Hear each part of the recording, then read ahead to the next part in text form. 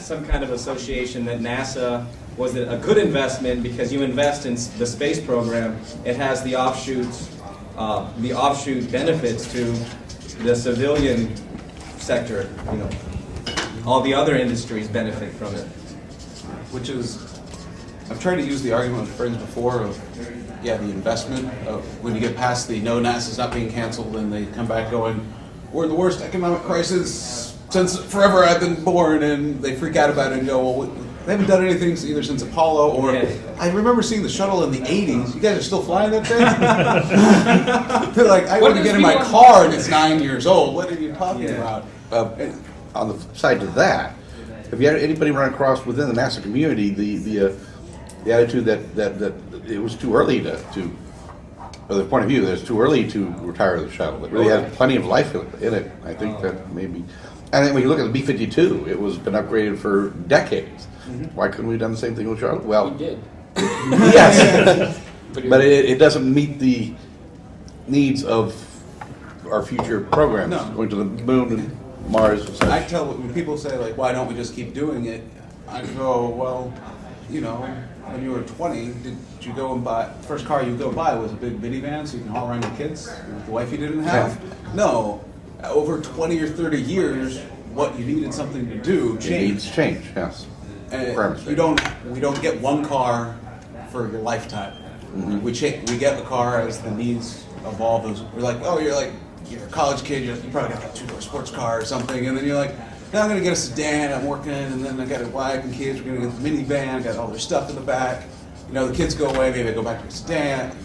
You go through life. To say, when NASA was, you know, relatively a teenager, in like the 80s, not really so sure, but I'm all gung-ho I can do it after I just showed, and I just graduated high school, I'm amazing with the Apollo stuff.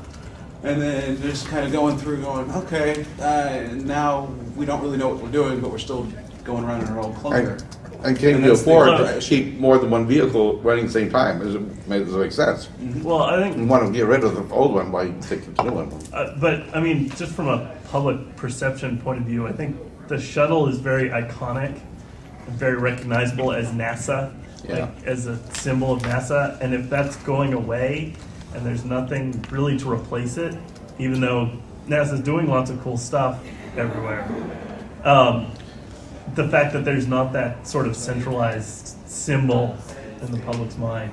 The public being civil-minded that they fixate the shuttle. Right. Well, I mean, it's so visually memorable. I do know people that go and say, well, I think NASA should be done because if all they can do is replace this amazing thing that's a space shuttle with an Apollo thing, and then they don't know anything. Well, yeah, I mean, like it's a lot harder to tell the difference between two different types of rockets than it is a rocket and the shuttle. I mean, it's a progression thing that people have. You think bigger, you think more, you think essentially futuristic. People have a perception of that. Progress means and bigger. They feel that you've gone around the curve and started going back. And I think even in the original design meetings, that should have been thought of. It might not be a design point, but it's something that on day one when you sketch the thing, you go to grab your PAO officer and be like, you have a 3-year heads up on this. Figure this out. We're going in this direction. You can't just go, I don't know what to say when you show this thing. So it's the story? Is it the story that we've got wrong with this? I mean, that we've fixated on making NASA, and somebody said it doesn't do one thing, it does many things, but the thing people know it for are the things that we are about to not have anymore. Right. And so that's like, we're getting rid of the mascot. Yeah. And people don't know that the team plays football anymore. They just know the mascot. You know. So is that appropriate? Did the story get told the right way? If all people know is the mascot and not that the team even plays a sport, much less that they play 10 sports and are good at them all. Yeah, all they know is the mascot. Everyone put their team, like all the money into the star player. It got you through this far. Eventually, that person has to retire. Yeah, the shuttle is They're going to age out, and everyone's like, "Oh man, why would I stick around? I think there's some other stuff I've heard of. Maybe I have no idea what it is, and I don't think they're very good." And I think NASA has done a poor job in characterizing all of what it does. Of course, you can have this highlight thing, and you should, but you need the base and support from everything else. So whenever you have a gap or a downtime, it doesn't seem like you've done nothing. I knew people that said after Columbia, they're like, I thought NASA just shut down for like 3 years. So yeah, so Like, they're like, oh yeah, I knew they were investigating what went wrong.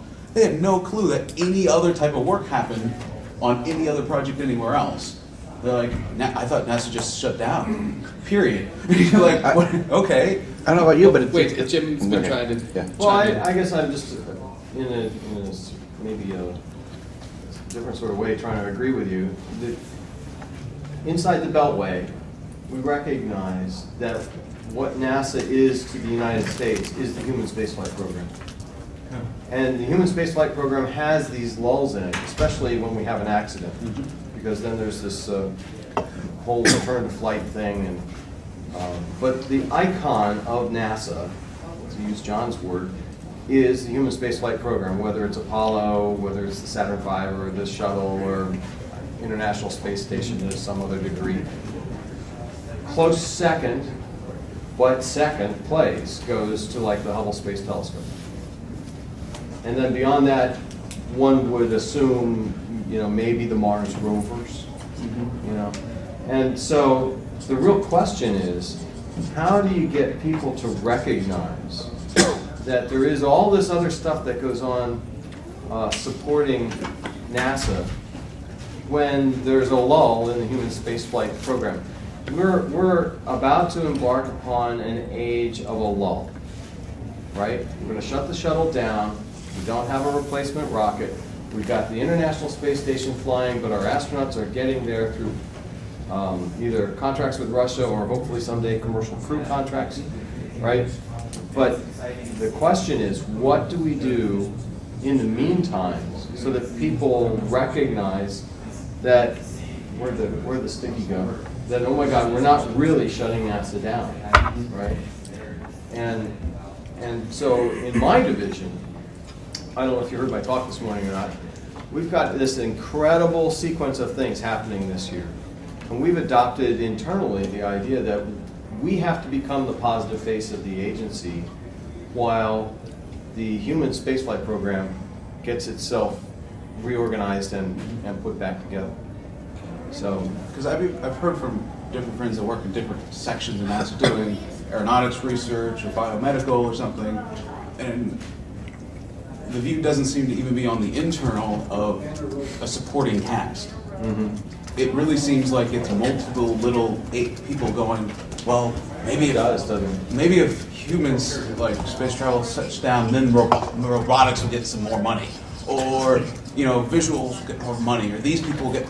It's all about chasing what they want versus more of a collective team. Like, if you're a second stringer on a basketball team and you sit on the bench for the first quarter and a half, your job is at the middle of the second quarter to get off the bench and play really, really well, so your starters can come back and win the game. If you don't play well, is your name on the marquee outside? No.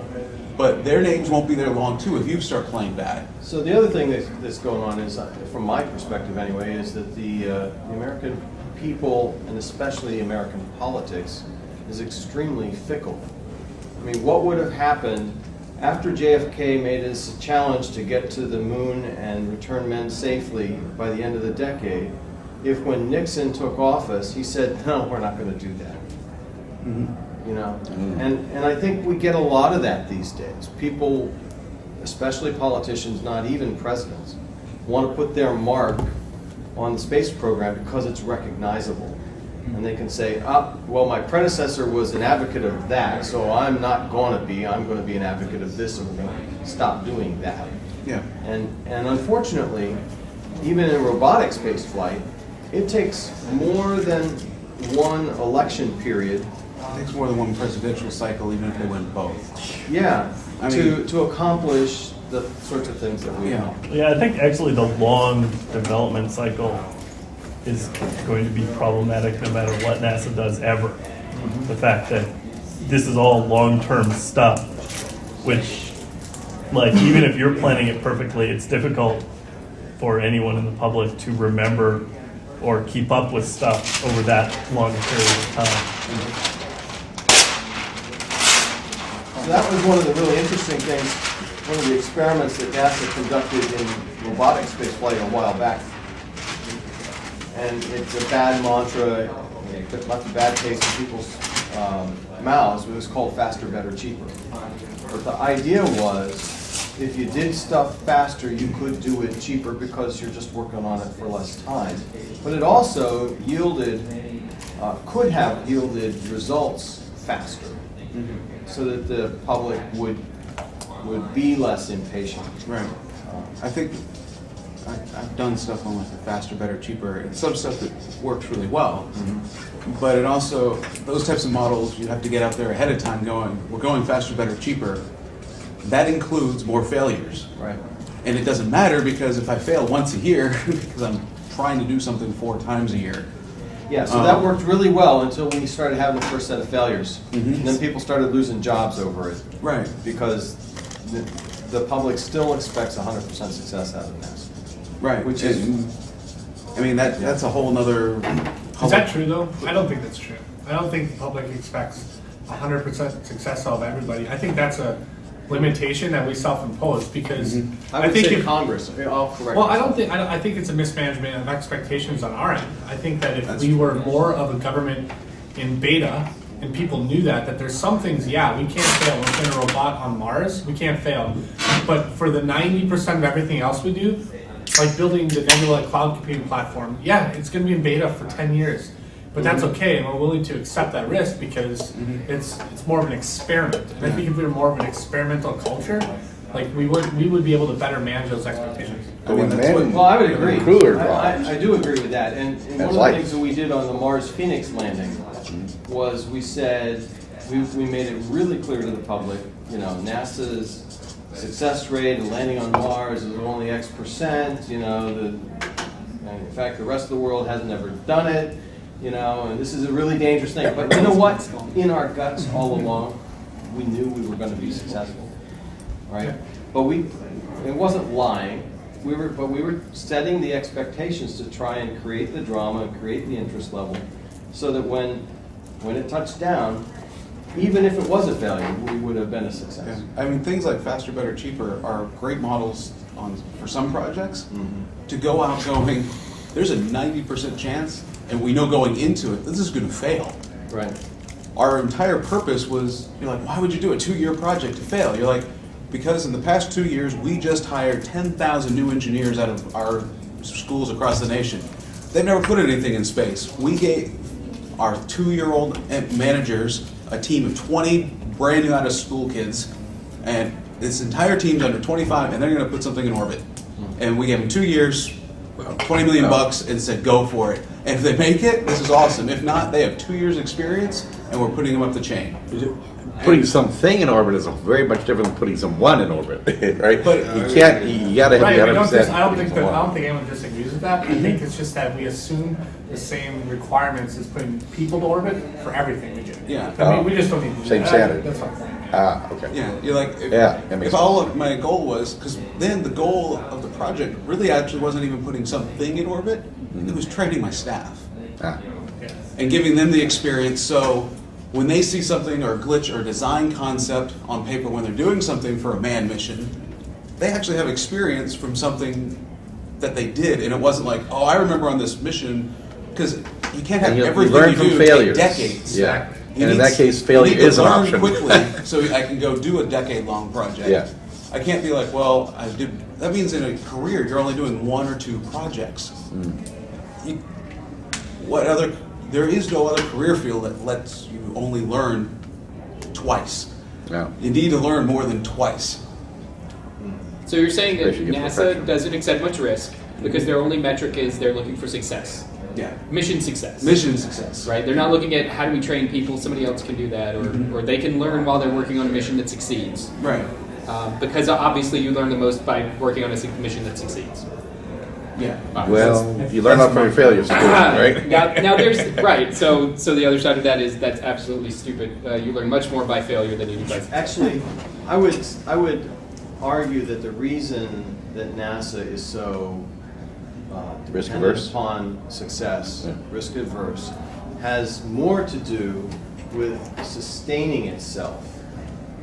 That in the event of a failure, we see entire programs shut down for years, and and funding levels begin to wane and drop as a result of multiple failures. But do you think that's intrinsic in the failure, or is that a failure of cultural thing. expectations? Well, you know what I mean? Like, does if the we Department of could Defense retread- do that same thing? Well, they have Or- DARPA. You know, right. They have DARPA, and the Department of Defense has the mantle of criticality to our very existence, you know. And so they have, you lose soldiers, it's a bad thing, but that's the way war happens, right? We're not supposed to lose astronauts, apparently. I don't know. I mean, I don't want to argue the point of humanity or not, but I think NASA should take a look at all these core values that it says are values and just do the gut check and ask why is that? You're like, well, NASA's thing is never okay to lose an astronaut. Is that true?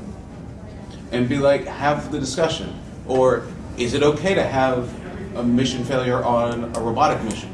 And what is my acceptance of that? Oh, and then for all of these things, the plan, I should know exactly, I should be able to, like right now, look up online, if this mission fails, what will happen?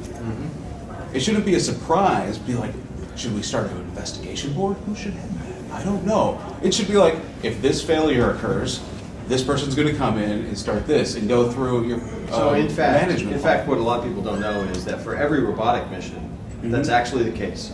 Right. Before we hold what's called a mission readiness briefing, Right. which is the final approval by the Science Directorate to launch, we actually have created a contingency plan. We know who's going to lead what I'm thinking, investigation board. I agree on the technical, but not as much on, you're saying, well, missions fail and people are afraid they're going to lose their job.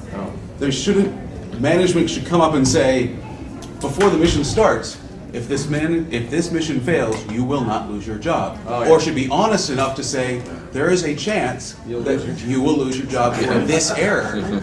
I think, Yeah. I would rather know as the engineer designing it, what's going to happen. But it's not just you. I mean, if there's people that are expecting to be doing the data analysis on your mission, you know, you're supposed to shoot a robotic mission up, it's going to beam back all this data, somebody's got to sit there and parse it all and figure out what it means and do work on it. And you screw up a thruster, it goes off course and it blows up and kills the moon or something. You know, then it's not, you can always design, you know, start from scratch and say, well, I need to design a new spacecraft where I don't make that thruster mistake. I've learned my lesson, I'm going to go start doing that. But there had to be a whole chain of people on the operations side that were going to, or I don't know which side it actually is, but where they were going to be dealing with all that data. So then they are directly affected, Right. and, you know, like Which there should be a they- whole company that just folds in. So that, Well, is, but that they in fact should- just happened last month. Yeah. We had a partnership with Japan, and we had scientists that were funding to work with Japan on the data that would be coming back from the Venus climate orbit, which I don't know if you guys know, Japan went to insert it into orbit around Venus, and it had a problem with its propulsion system, shut down in the middle of the insertion burn, and missed Venus. Basically did not get captured into orbit. And what that means is, not only is it an embarrassment for Japan, and the engineers are all trying to figure out how to do it right the next time, but it means that the scientists that had planned their next 4 years of research and hired postdocs, you know, and grad students, now no longer have that opportunity. Right. So, But did they plan for it? no. Yeah. I My mean, boss to me, was I like, don't. yeah. I don't even. You know, I'm required in every business plan to put together what is the out clause. Yeah. You know, I mean, straight up, be like, what am I going to get out? Not to, well, I want to go back to the point up on top. It says, the public doesn't stay interested over long periods of time. What I'm going to say is fact, not my opinion. Because I did research and a master's degree in studies of the future, and it was the Future Space Program. And I started that in January of 1986. We had one class before Challenger. At any rate, in this program, I did research public opinion. And most of the public, they have too many things going on in their lives to be, they trust that someone else out there will make the decisions about the space program. So they don't get actively interested. I think Hubble was an amazing exception. And what did it do first? The images, I think, were aesthetically beautiful, which drew people in to then get interested in science. It wasn't the science first. I think it was the aesthetics. I think it was also the What? human action of it messed up. Yeah. Well, wait. Screw Up was its biggest success. Yeah. Well, let's not complicate the issue. All right, let's just try to keep it. The public doesn't, because I did all this data research. Well, and I'm saying- just putting down my notes. These are like my notes, but you guys all get to see them. Right. But what I want to say, so on that issue, because we're trying to also resolve a question. A bigger here. question. Yeah. Right. That's what I want to stick to. Is the bigger question. So Hubble is an excellent example of something that we didn't plan to do, and it worked in amazing ways.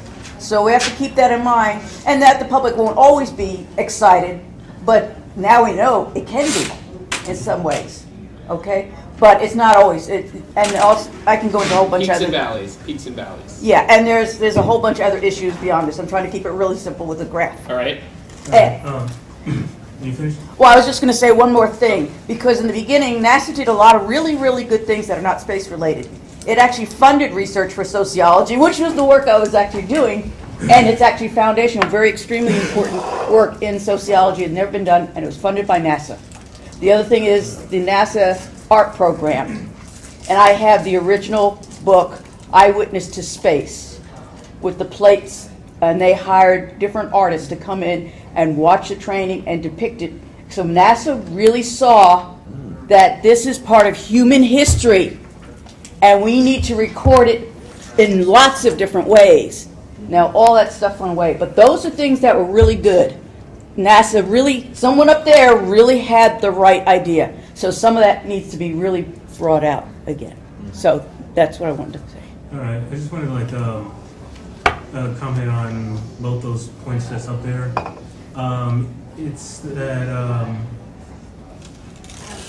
well, first and foremost, like, we can't get like our hopes too high on public numbers, because like in terms of the space program, us getting to the moon and whatnot, you have to think about the time in which it was happening. First off, we were in a Cold War, and the Soviet Union launched Sputnik, and it also got Yuri, I forgot his last name. Gagarin up into space, and it was just like, yes, we got it up there. What did you guys do? So, and also, we had a president who was unfortunately assassinated say, we will get to the moon by the end of the decade, and with that and a war, it's supposed to arouse a big public support, because what really got us public to be interested in space was not the idea of exploration, but the idea of beating the Soviets. And it was a supremacy thing. It wasn't an exploration thing. And I think you bring up a good point. A lot of people look back and say, oh, Kennedy was an explorer and he pushed us to go into exploration. And I've heard a lot of the other side say, no, he was looking at a way to beat the enemy without going onto the battlefield. And this was a way that they could demonstrate technical superiority that would indicate a battlefield's win without actually having to go through the process of building up the military and shooting each other. This was a chess match between opponents to determine whether or not they were going to have an actual battle. And I think a lot of people don't see it that way, and they do see it as a but this was about exploration, and for a lot of people I think it was that were working in NASA, but I don't know that that's the impetus, like you're saying, that wasn't society's reason for doing it. It may have been the people working on the program, their reason for doing it was they wanted to explore, but I don't think society supported them because they were looking for explorers. Because that's the thing about society, like, if there's one thing, like, pretty much all societies, America included, like, we like both tragedies and we like winners. Even though tragedy is like one of those things like we're not like too proud of, we will watch tragedies. I mean, it's just like can't peel your eyes away from a train wreck. Yeah, and even more so, we love heroes because even though the Soviets beat us into space, we beat them to the moon, and that was like huge public support because we America beat everybody else to the moon. So that's why I was thinking NASA can't get its hopes up that we will get like those record TV ratings on on such level as we did with the original man making it to the moon. But if possible, we might be able to kind of gear the public interest that way. It's a horrible way of doing it, but it is a good way to get public interest because let's hear me. No, I'm not. I have other ideas going on in my head.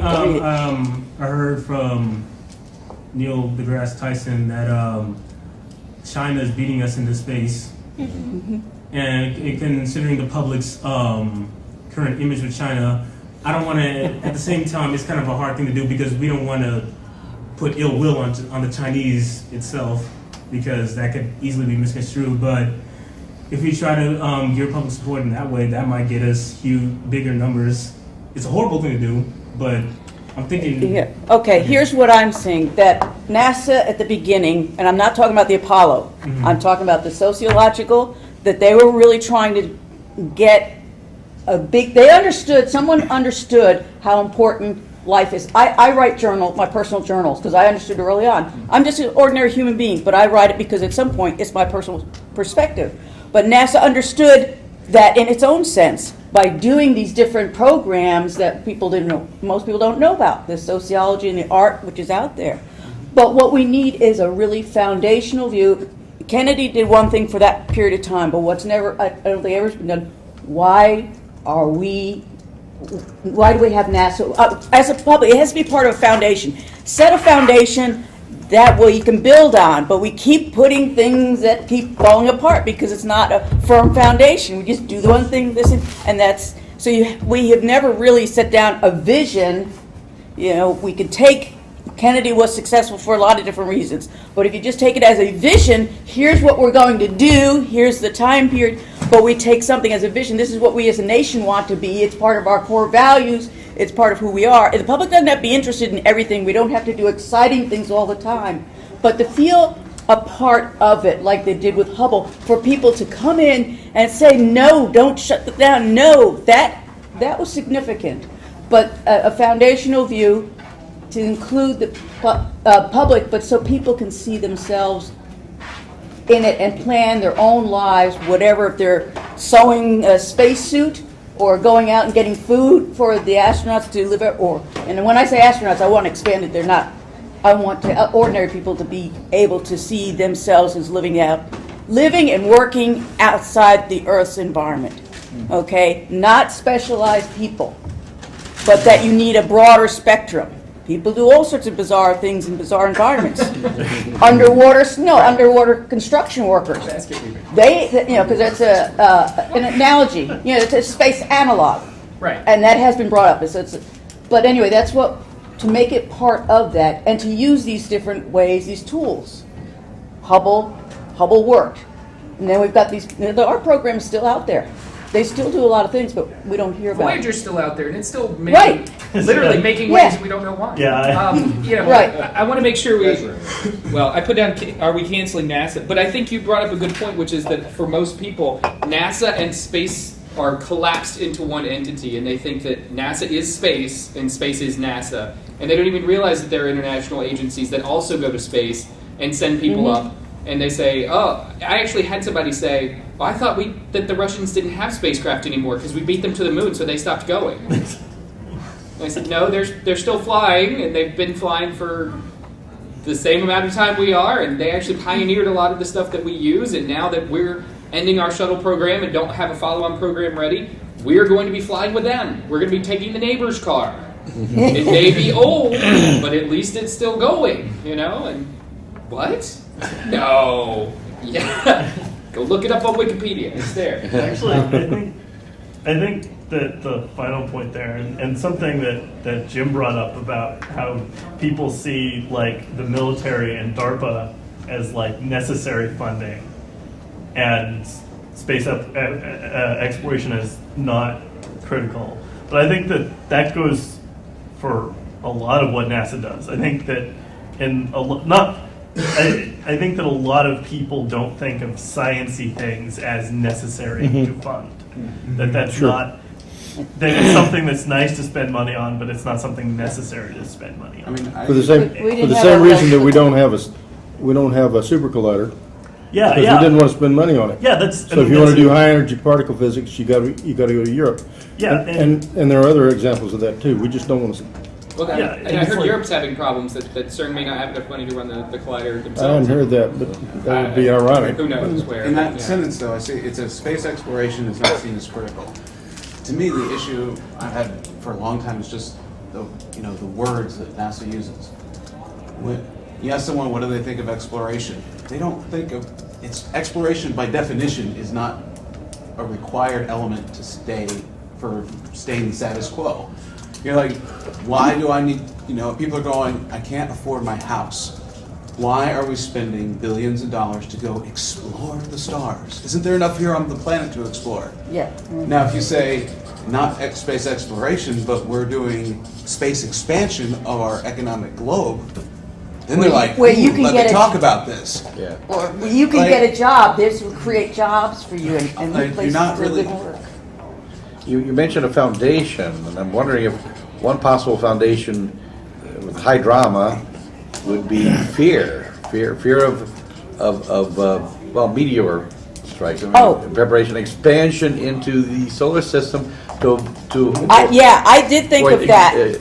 I yeah, did I think tell you what, if there was that- an asteroid coming to Earth, NASA would get a lot more funding. Yes. No, I see what when you just said fear, but when you put the rest of Drama it, yes, and that has occurred to me. danger. That would, hey, we need to preserve the human race, and I don't want to Yes. make this as the foundation, but I think it's one way of looking at it, because if we want to preserve, we need to be expanding out, but also there are jobs there. People need jobs, homes. I mean, what did we do with the pioneers? And exploration has always been. I mean, I've been doing research on Columbus and exploration. Same issues. Right, Lewis and Clark too. Yes, same issues. So my only issue with the safety, and I think you're absolutely right. I think most people don't have the broader view of the universe, and that there are always things out there that are trying to kill us, and we just get lucky a lot. It's like driving blind down the street, and so far we haven't happened to hit anything. That doesn't mean that there aren't things there. We just haven't happened to hit many of them lately. Yes, but you can't. Or whatever you think about it, 2012. It's just where people don't really understand what they're doing. They say, I've been driving along for 10 years and I haven't hit anything. Right. Did you know that on Tuesday night, last Tuesday night, there was an asteroid that passed between the Earth and the Moon. Was that the car size? Holy crap, no, It was small. It was Yeah. only 2 meters. But Still awesome. it happens all the time. Right. Yeah. Okay. And it shows up on Twitter, by the way.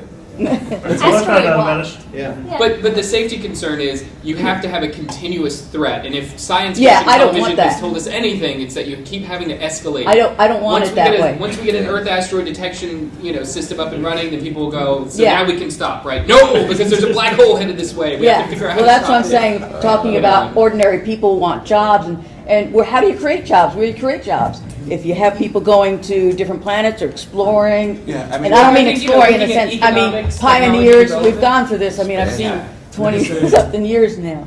You can say we have a job. You can have a job if you're alive. Yeah, well, there's that piece of it's it. commercial. Commercially. In the beginning, very much the cowboy attitude, and we were going to do whatever it took to beat the Russians to the moon. But the Soviets, I'm sorry, to beat the Soviets to the moon. But as time goes by, more and more bureaucracy, more and more red tape. The NASA of today, SpaceX, what the public perceives is not the same company that took us to the moon. And risks that we were willing to take back then are unacceptable now. And the public, I think, tends to think that they have. Well, they do. They very much influence what we are willing to do in terms of risks, I guess. Yeah, I mean, I did a whole. I don't know that I agree with that. I think there's some risks of like if I was willing to tell you could keep the entire program going, but and so I'm going to save you $10 billion a year on NASA, and you're going to get to the moon in 5 years. But I can tell you right now, 30 of your astronauts are going to die. Or they're not going to come back. It's a If I one tell trip, you that right? straight up, I'd be like, I'm going to be Was that ahead of acceptable? schedule, under budget, but But Yeah, I'm not going to tell you is that 30 of 1,000, 30 of 1,000,000? I don't know. Think of the Oregon Trail, for goodness sakes. Like, Yeah. you kill people along the way, but you're exploring, You're looking for jobs, you're looking for ratio new was- places to live. That was an Oregon Trail when there was barely even a printed newspaper. Yeah. Yeah. All Right, And but- unfortunately today, you could take a Twitter feed along to the astronaut on a one-way trip to the moon, and people would be horrified as he twittered his last breath. And so I struggle with the technological age and the unacceptability of losing a human being at all. And I know there are astronauts out there that would volunteer for a one-way trip in a heartbeat. But I don't know that the public would accept that. What's the difference between these days and the people that were involved in settling and moving out? Why did they take the risk they did?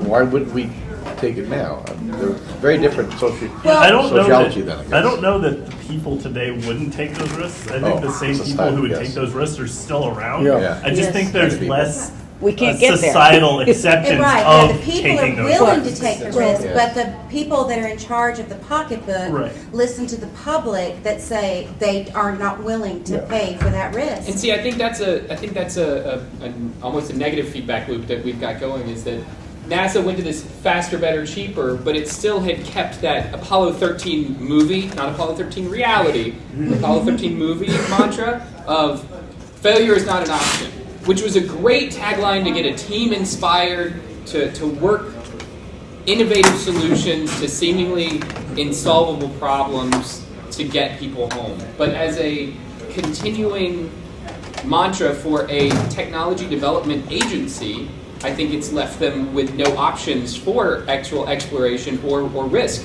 Because what they put out is, we're NASA, we do no wrong. We can't have a mission failure because that would be a failure.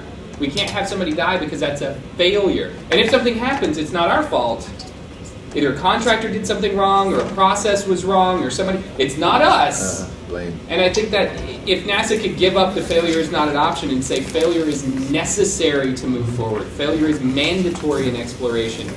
But again, you said we need a foundation of what is NASA here for? Are they here for space operations where we want it to be routine and safe? Are they here for the public? Are they That's part of radically our... different than saying that we want an exploration agency that goes out and does things. Do we want to just observe what's going on in the universe? Do we want to interact with what's going on in the universe?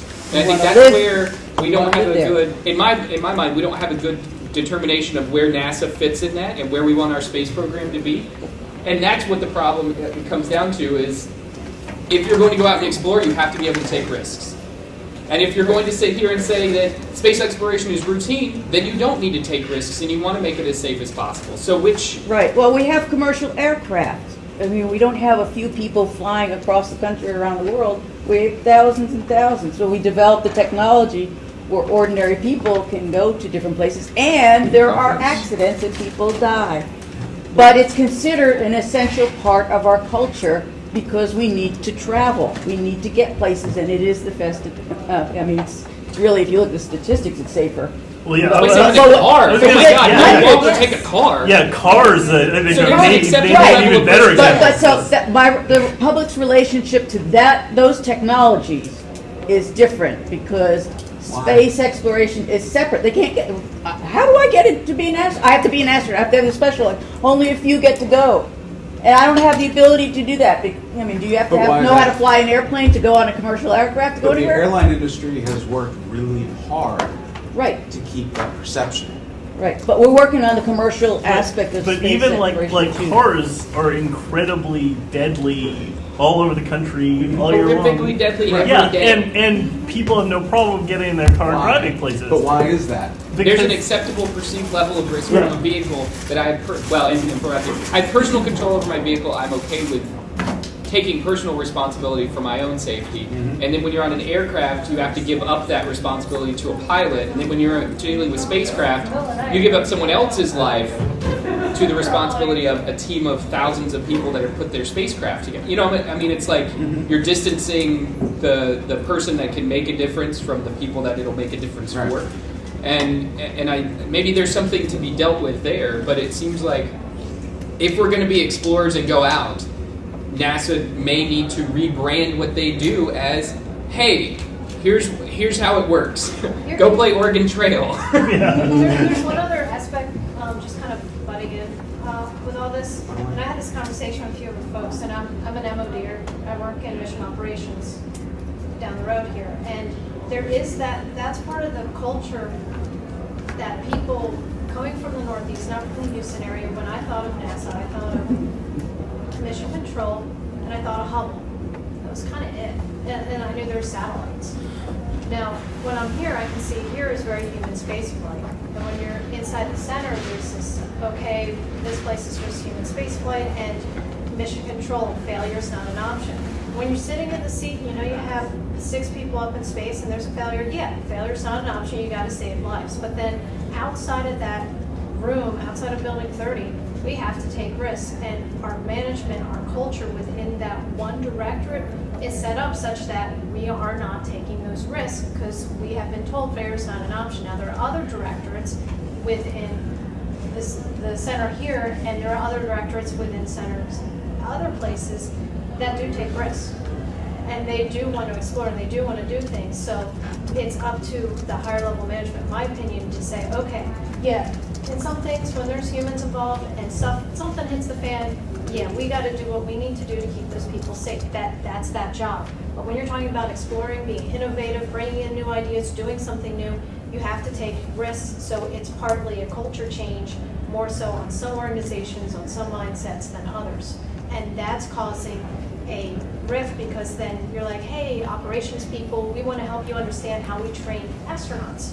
The other people are like, hey, that's great, then we can integrate these things in and have really cool heads-up displays, and so the crew members just looked at something and all the malfunctions are solved, so that way we have a better understanding. Cool. And then they start working together, and these guys say, well, you got to think through failure steep. You got to you don't want to take any risks with this. And these people are going, how many lines of code that is? That's completely different than what we're talking about. So there's a culture change. We need people to have that part of the dialogue too, and understand where the other people are coming from. I agree. I think but I don't know if you were in here, but are we an exploration agency that is NASA, and do we want spaceflight in general to be exploring? And I think that even subdivides into robotic and human missions. It does. Or do you want them to be operational, which means that you're like a commercial airline, and we put people up routinely, we bring people down safely routinely. That's what we do. If you want us to do something else, you're going to have to accept a different level of safety or a different risk level than what we do in normal operations. We can put people into LEO all day long. We're so comfortable with that. We'll hand that over to a commercial entity. But my personal perception is, if you go out to the moon, if you go out to an asteroid, if you go to Mars, and you have the public under the same perception that it is as safe as going to the space station, or as safe as you've made them feel about going to the space station, you're setting yourself up for failure. Whereas if you take the mission and you say, you know what, there are definitely dangerous things about this mission. We've done as much as we can possibly do on paper and on models, and we've spent as much time as we can on it. There's a time when you just have to go and find out what you don't know. Shoot, we got to get there before the Russians do. It's an acceptable risk. And there's no impending doom that we have to move fast for now. So what else can push us to accept different levels of risk? And for the management to say, okay, here's what's going to happen. We're going to go to the moon. We're going to do everything we can to go, but at some point we just have to take off. China. If we well. Call space spade. I call out the pink elephant. I mean, no, we've talked about China before too. You know, like, is that what we need to be? Is being scared enough though for a long-term space program? Because much like Apollo, if we build up and we go, well, we got to get there before China, and we do. Then what? Then what? Yes. Or if China doesn't even make it, if they start doing space stations and they fail miserably and cancel their space program, and we're all awesome, like, we're going to the moon, it's going to be so cool, and then we're secretly funding China because they're falling behind, and we want that because we need the pressures, and but you see how like I said, any good sci-fi show knows if you have an enemy, eventually you have to defeat the enemy, and then you need somebody bigger than them, and then you need somebody bigger than them, and then they have to cancel the series because you've had gods fighting each other. And it's like what Candy was saying, that you need something more sustaining. Candy, yes. I'm going to have your hand up. I'm just going to have this idea of something more sustaining. Rather instead than of impulse. just something more. Right. Not that having an enemy image just Right. That might be a temporary. That might just work for the moment. Yeah. But in terms of like having something which is lasting and more sustaining, you need a story which is it's ironic in the sense that we went from having a culture where the idea was there's nothing to fear but fear itself, to then having to induce some kind of fear to get A done or B done or C done. Okay, I want to pull what you were talking about, Oregon Trail with sustaining, because I think that's a really good word. And I think we're too hung up on exploration. Believe me, I like the word. But exploring, we're all born explorers. Yeah, we're all explorers. That's part of human nature. Right. Okay, what is the United States about and how did we get here? Yeah. With people like our ancestors who came, risks for jobs, for opportunities. Vision. But it's vision, it's hope, it's something everybody can relate to. We want to live. How do you want to live? We want a job. Some of us have a passion for things, but that's what we don't do is the United States, a core value, a core who we are and how we got here is we had to take, I don't want to use I'm trying to come up with the different words so we can come up, risks or, opportunities, okay? I actually think that's an important point, is that frontierism is hugely culturally important in the U.S. Yes. Like, just look at SUV commercials. Like, they show them all driving on the Grand Canyon and stuff. I think now on some alien planet. that cultural idea of going places where we haven't gone before Right. is really important to America. And if we can tap into that, maybe we don't need to I think be the big afraid of China. But that's the whole thing, that whole foundational thing I was trying to get at. Something where it's naturally linked, where you really don't have to put money into stuff. What we have to do is change, or get us to recognize, not even change, recognize that it's all out there. This is who we are. Exactly. I think the This big is part difference of it. between then and now is partly that the numbers, rather than just a few people taking the risk, there was lots of people sharing the risks going out to the frontiers. I'm not even sure they were but aware that's of what the we full want to risk. change. Well, we want to change that, but first of all, we have to get everyone to understand this is our heritage. Yeah. That's what I'm doing personally with mine being Puerto Rican and the name Torres, and to say this inspired me. They're explorers. This is in my blood. I can't change, and I don't want to change who I am. This is how we got here. The stories, history will show you the same sorts of things. Oh my gosh, we're doing the same thing. We can do this. Stagnating. Right, exactly. We have to keep, our brains are stagnating, and I want to go back to that point you were saying about the U.S. I think we just get hung up, and the only Increased thing, number involved. That's what that says. creativity, Yes. things, we Reading test facts. we get interested when there's fear, there's danger, there's tragedy, but it doesn't have to be that way. It has to be creative, and we got to wake up our Adventure, brains. excitement, opportunity. Right. So, Wake up the brains. Balances out the danger. Which is what Hubble So does that did. mean that everything though what we're saying is, does that mean that NASA should only be about these things? Because at the beginning we talked about how NASA's this huge great, and we have all this stuff for their exploration and the bigger and going through and exploring and being who we are and our need to increase what we have and is inherently American, but that, as we said before, is a very small part of what NASA is. Well, didn't say NASA. We were talking about the human, number one, just our society, because it's more than just a space program. That's one part of it. So I'm just talking about the society These play a role. Go for it. has to be Somehow. like that. So I wasn't speaking specifically about NASA. I was saying we are this. We know this, as you Right. said. So how do you take that what you know and translate that to It's different. Yeah, it's going to have to be different ways. You have an objective. Well, the challenge. Now, what is the challenge to me sounds like marketing a new version of American exceptionalism, almost. I mean, it's in us because already. You're talking about frontiersmanship. You're talking about it's American exceptionalism. It's we're the ones who explore. We're the ones who go out and take the initiative. So. And we don't have it. We don't want to get into the I negative saw something, aspect in terms of language on one of the other pages, and I think that's a lot of what it would come down to. It's essentially redefining that in modern terms, conventional terms. So can I get up on my soapbox for a moment? Sure. You haven't spoken at all, Armin. What do you go ahead? Well, I just wanted to say, I don't think that Americans pursued the frontier because we had a romantic attitude about exploration. I think we pursued the frontier because we wanted free land in the West. Well, that's the same jobs. Yeah, but my point is, what is, and that's certainly what drew us along the Oregon Trail, for example. Or most of our what drew ancestors people to here. Texas. Right, well, all of us, our ancestors came. Was free land. Gone to Texas meant that you'd gone bust somewhere else, you know. And so, not in the last 20 years.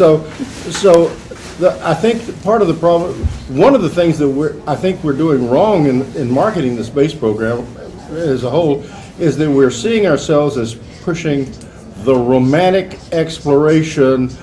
Let us go forth and view the universe. Now that's a great idea, and I like it. Catalyst. But it's not going to it's going to be an interesting thing. Right. It's not going to fire. It's not going to cause people to dip into their wallets and spend tax dollars to build more launch vehicles.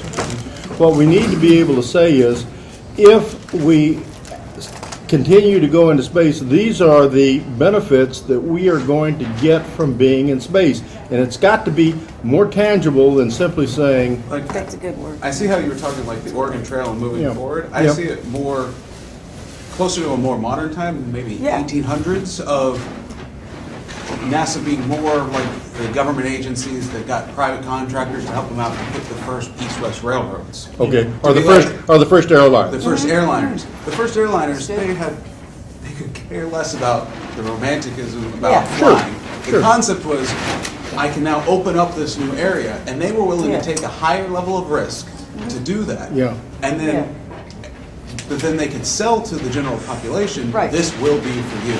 Right. Well, the assumption, though, is that exploration is not beneficial, where only with exploration will then the discovery follow.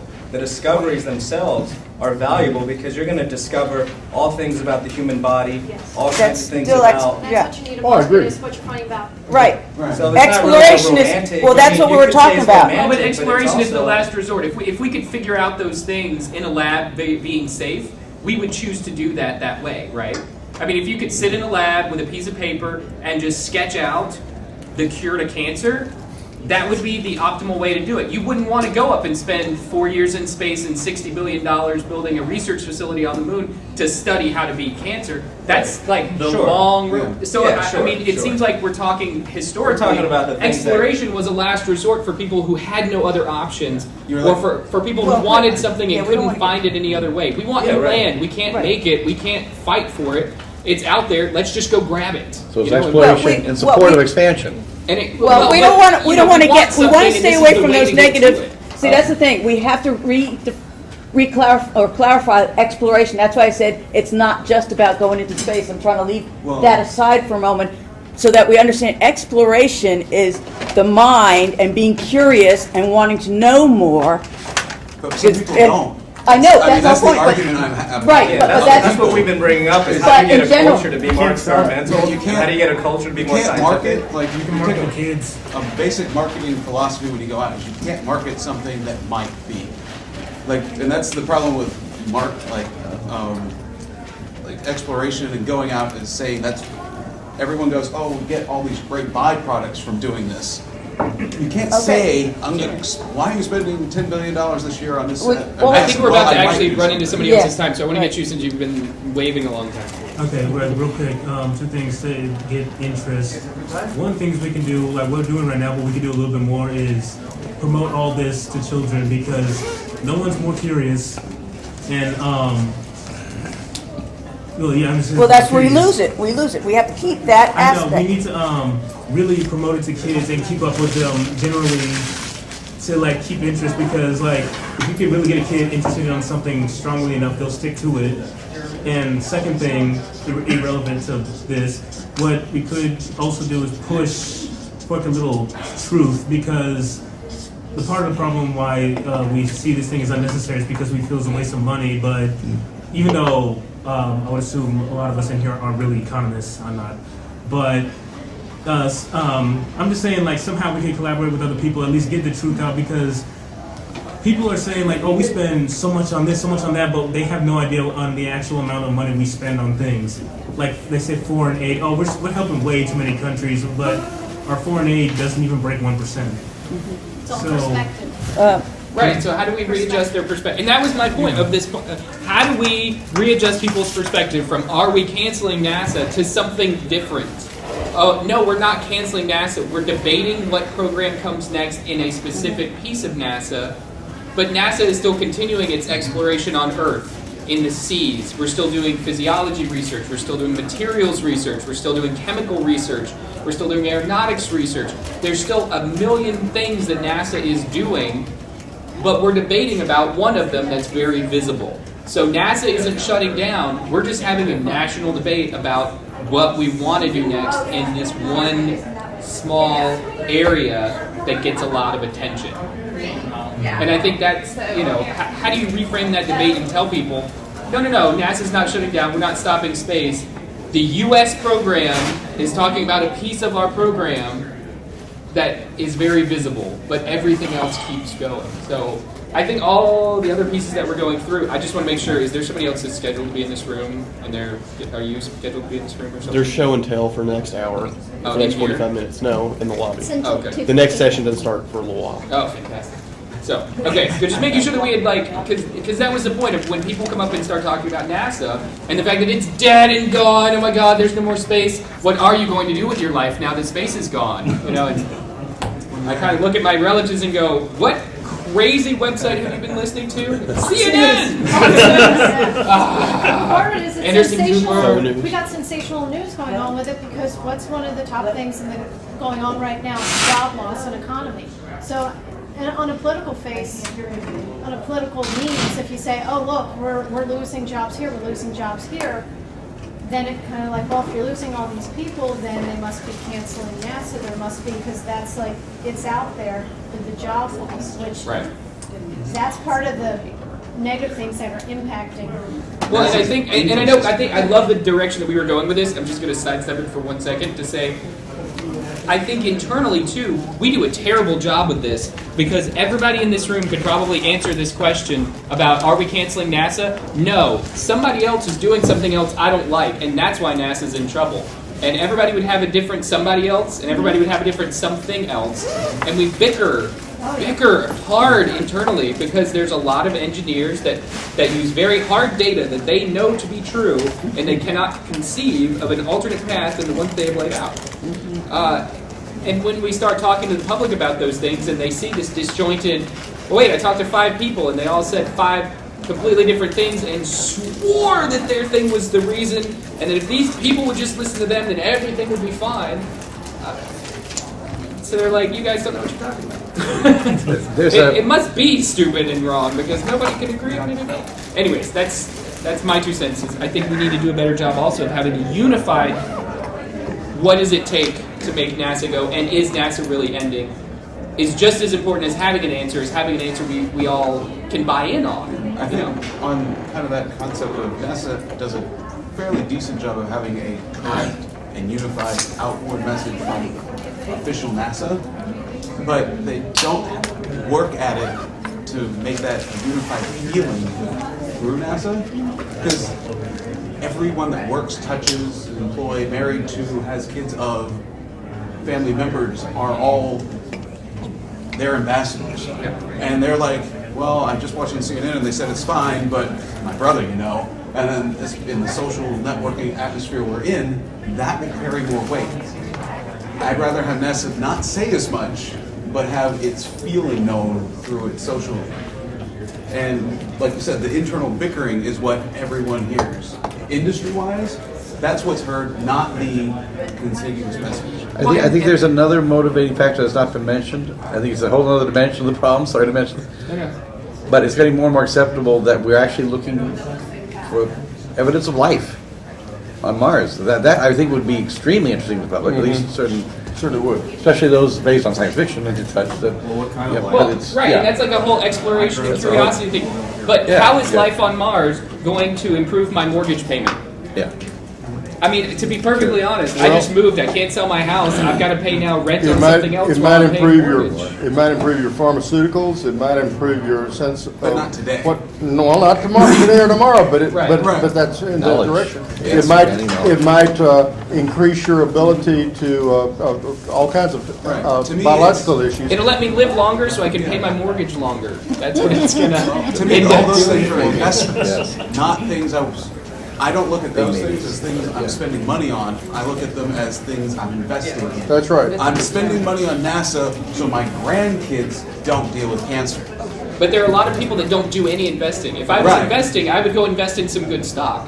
But I'm not worried about investing right now. I'm worried about paying my mortgage. Well, but that's a whole other issue. It's the issue of we don't have the money to paint the bridge to keep it from weathering and falling apart. So instead of having a bridge that lasts 200 years, we have a bridge that lasts 20 years. And and that sort of thing. That sort of thing happens all over the place, and it's just false economy. I mean, when you said before about the arts, probably the projects and what you were looking at, I mean, this type of art debate of what to do and how to change perception, especially when it doesn't have an immediate effect, is the same thing the arts do all the time. People are like, oh my gosh, I don't have the money to pay my mortgage, I just lost my job. Except that NASA paid for it. But what about the art museum that just got put in and they still need money to run? And people are like, well, what do they look at model? It's not like we're the only ones that ever have that issue. There's entire industries in this country that work on that premise. What I want to say is that sometimes we talk too much about the money, and I know it's not to say it's not important, but we have to think about value, because sometimes when people really value something, the money comes in second. But when we focus so much on the money, that's not what we're all about. We're about this other thing, with these other sets of values, these things that we really treasure are important. And when you said investment, I didn't think money. When you said it, money was not what came to mind, because I didn't think you meant that. And it's both. Yeah, but then the conversation went to money. So that's the same thing with exploration. We keep using it in a certain context, but there are different ways to use the same words. Investment meaning yes, there's money part, but that's not, you're investing in so I guess it's loaded with these things. We can't seem to get out of that mindset, of certain mindsets, how we use words. It's just what I'm saying. Well, and I think you made a very good point about the money, though, is that is where a lot of this conversation starts, and why the bickering starts. Right. The scientists don't care about the human spaceflight because they're going to get their money pulled. And the human spaceflight doesn't care about the science because they're worried about making sure that their system is robust enough to be recoverable. But it feels like everybody's looking at a very small pie and how they can best get their biggest slice of a small pie, instead of how do you make the pie grow? How do you invest in what we have in a way that makes the pie expand so that everybody's piece gets bigger, instead of fighting over the crumbs? Because nobody wants to invest in something that has internal bickering and fighting over crumbs. When you have it's obvious from the outside, and when you see a company where everybody's infighting and, oh, well, I need to get my project funded. You know what? I'm going to go find somebody else to talk to and invest in. I don't want to deal with you guys because you don't have confidence that you're going to be around long enough to get all this stuff done, or that you have the resources that you need to do it. And I think if you could stretch back a little bit, and maybe that's why we haven't invested in commercial before, is, well, I don't want to put money into commercial because who knows what's going to happen. Maybe it's money down the drain and I'll never get that back. Whereas a commercial industry could expand out our possibilities. It doesn't necessarily. I know Tim's sessions go forever, but the planetarium is now loading for a 20-minute show if anybody wants to see.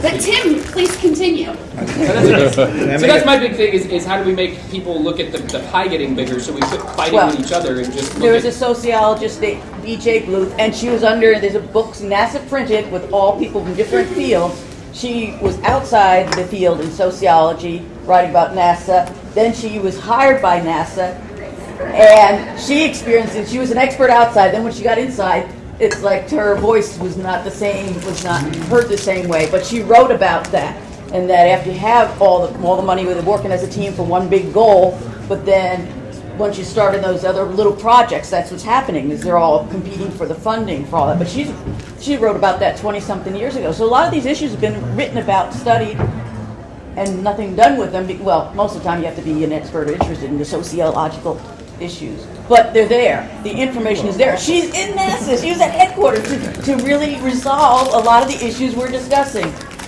And she apparently it didn't work. It wasn't her fault. She got it. Once you get into an organization, you're no longer the same as when you were outside. Right. You're a respected expert outside, and not when you're an expert is somebody that lives 50 miles away from you and has a briefcase. and if they live in your company, no profit.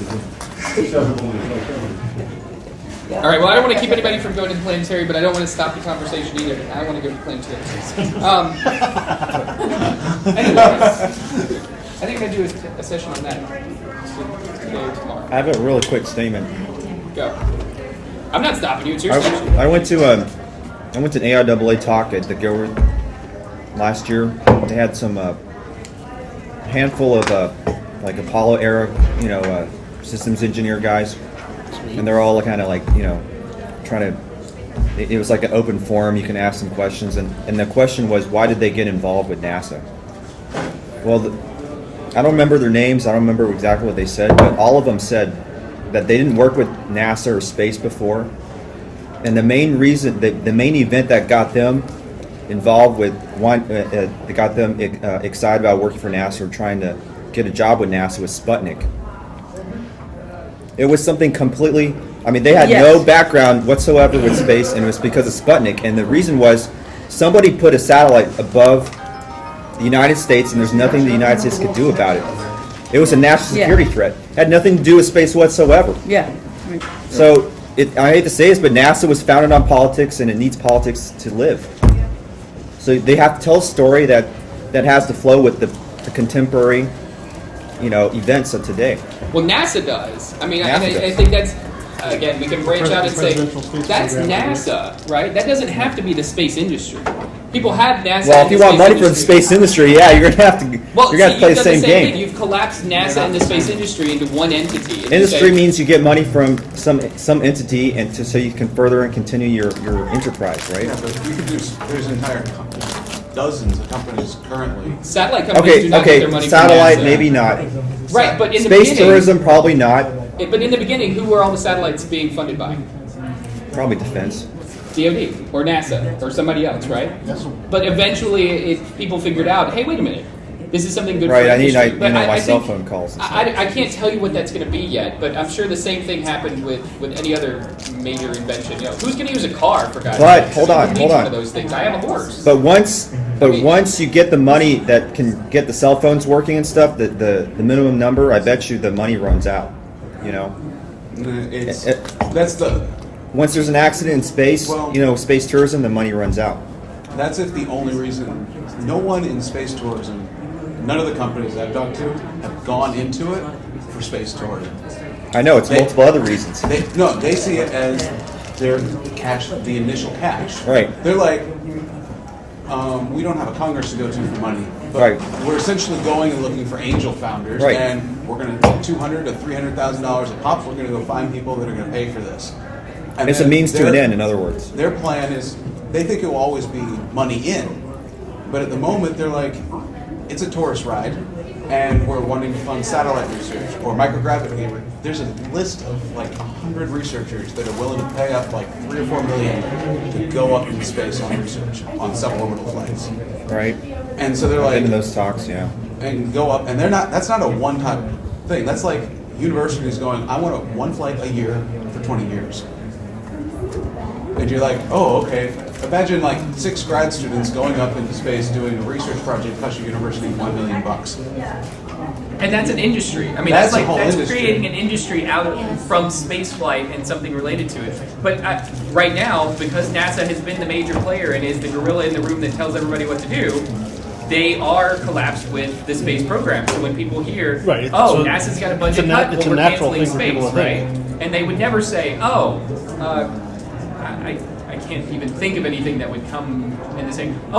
I heard that we were canceling an airplane from the Department of Defense. Are we canceling the DoD? Is the Army being disbanded? It's going down, and so we're not going to build any more of that, so DoD is not. Yeah. JSF is going away, so apparently we don't have an army anymore. Yeah. I don't know what happened. They're gonna cancel all wars, you know. I mean, the people in Iraq just put down their weapons and took off their clothes and went, I don't know what I'm doing. The astronauts are now floating around with no spacesuits on because they don't know what to do. Well, I think there's no another of your line of questions should be who should try to sustain interest, because a lot of people have kind of decided that's like part of their job description. Should that be part of the job description? I don't know. I think it should be an interest. If it is, they should for be NASA. a lot better at it. But they're also, it's coming up. But I know like what do they call themselves? The Personal Spaceflight Federation now, or the Commercial Spaceflight? Yes. Is starting to take that over for the commercial industry. And it has 20 some odd companies that are all commercial space, from Virgin to SpaceX to Boeing to Lockheed to ATK, are all there promoting their own space agendas. I mean, no offense, change but the conversation. I think Hollywood does a much better job sustaining interest. Like, let's face it, Gene Roddenberry's a genius, man. The thing is That's why that, I'm here. or George Lucas, but what I'm getting at is maybe NASA should focus on coming with a how to really go further space, and then maybe let hand us over to some other commercial interest, like, hey, J.J. Abrams, go make me a movie about NASA. Do whatever you want. Use your artistic license and let them do the selling part. But NASA focuses on missions, mission planning, engineering, whatever, stuff like that. I mean, I think you can get external help that would help NASA. Right. But at the same time, what gives it its credibility is not handing everything out. If NASA became an outsourced thing of what we do, then you get that disconnect between, I'm sure you could hand a Hollywood studio something, they come back with an amazing marketing plan, video, game, setup that was amazing. But, you're like, oh, I'm using PlayStation Move and I'm building a satellite in space. This is amazing. But would that actually be what you're doing? If it's not what you're doing, you've lost a little credibility. You want to take it to the next level and engage, but if you start getting too many levels apart, then you've created a movie frenzy. You're popular for 4 months and you go away. CSI. People will watch CSI and then go in the forensics. They'd be like, this takes way longer than I thought it did. Yeah, and that's what I put up there. Like, did we kill curiosity? People don't have a long-term sustainability in anything anymore.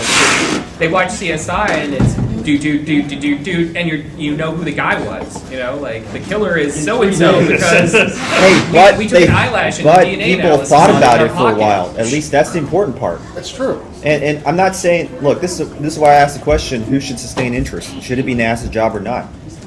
Well, I think that's a valid question, but I think any agency needs to sustain interest in its own interests. The question is how do you best do that?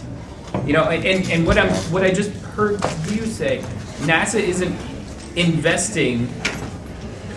isn't willing to invest in a good program of public, or hasn't been willing to invest in really that broad outreach to people, maybe? And Tim, you might know more about this, but isn't NASA legally not allowed to advertise? It's a misnomer. It's not allowed to. Not exactly. How does that work? I know what you're talking about. It's not allowed to advertise, but there's I've looked. It's not there. Everyone keeps telling me this, and it's just. I found actually clauses that say by law they're required to. They're allowed to. They're required to disseminate information publicly, and I think it's one of those. I think it's an issue where somebody said we're not allowed to do paid advertising on the Super Bowl, but we are supposed to do public outreach, and there's a decision made by an individual or person of where that line is, and they're very conservative with it because they don't want. They jump in a anyone swim else pool and come out with the questioning surf dress blues and view the crowd, the Marines. It's like boom, everyone wants to sign up. That's government. National need. National need. So that's what we're. So if NASA put out an ad to recruit engineers, because any government agency is allowed to do that. Now here's the other side. Boeing can put out an ad on the Super Bowl. Boeing and Lockheed and Honeywell could get together and decide that they wanted to spend $15 million on a Super Bowl ad and put one on that is effing amazing. Heck, you know? even A&M And they did can it do with, that if they wanted to. There's no with Mike reason Lawson. they can't. These are private, right? Because they're a private entity. Now, are they going to do that? I can't. I don't see them investing money in making the public interested because they don't know what the return would be. There would be a tangible return on their investment. Is that what's preventing NASA from making NASA TV the Space is Awesome channel as opposed to the NASA TV was never intended to be the Spaces. I've talked to the NASA TV people because I share your frustration with them. And what they said was NASA TV was originally put on the air as a way for people to record the videos that we had without us having to send out VHS tapes. It was a cost saver. And and then it became, because we broadcast things at specific times, you can set up your VCR, record it. Yeah, it was supposed to be public access. Then we decided to broadcast what we were doing in space because we had the live feed. Might as well throw it up when we weren't doing anything else. And then we have a place where we can do press conferences. So we have you can 5 minutes of those. awesomeness. People liked it so much, they started playing it all the of time, and then they expected. Because the original content was those educational videos. There's like those school news clips and everything that you would show up at like 4 a.m. in the morning, and the librarian would take an hour. And if you wanted to, you could grab the tape from the librarian, or some schools had feeds in them. But that was only like an hour or two of content a week. But this is how they distribute it. Now we're like, well, why don't you go online? And they're like, well, because we set up a whole TV station, we might as well use it. And now they can use press conference, but then people started going there and expecting to see. C-SPAN has a very good use, but now there's C-SPAN 2 and C-SPAN 3, and there's actual programming that is somewhat interesting if you watch it at the right time. But C-SPAN has always been branded as, this is the boring crap that nobody watches. Yeah, but it's except the few people that want to watch it. And I think what happened with NASA TV was people got so excited about NASA TV, they were like, oh my god, did you see there's an astronaut up there? Oh, let's go, I'll go watch them. And after a couple of years, they went, I don't even know who this guy is. Why aren't they telling us who these people are? Why don't they add some Unless stuff? they, get into a love triangle. It was like a public outcry for, we need more information on this channel that you set up as a public feed. And so NASA hasn't known what to do with it. Like, okay, well now we need to give a little more money. And now everybody goes, why don't you have the Mythbusters on there? Like, exactly. Because that's not our purpose in having NASA TV. NASA TV it's just supposed to be crap that we throw out there. Now why don't they say, hey, we realize that's what it started out as, but since the advanced people say, why don't you have these types of things? Why don't they grow with it? Exactly. It's government. Which mission would you like to cancel so that you can get NASA TV money? Who you? I mean, that's what it comes down to. With a defined pie, which mission do you want to cancel to give NASA money? And this is the risk thing too. If the pie gets cut down at all, somebody's losing money. It's not like Google where NASA can put money into 20 projects, one of them wins and look, Robonaut. Let's look at Robonaut. I worked on Robonaut, and the thing is, it's like I talked to a brother-in-law, and he's like, yeah, I'm working on this stupid, the shipping crate for Robonaut for the next, mission. And he's like, holy cow, you're working on Robonaut? And he's like, there's a Facebook page for Robonaut. I was like, holy cow, I went on there to Thanksgiving. It's like, yeah, thank you, all you engineers. Robonaut's really happy that my shipping crate's right, and I'm ready to fly.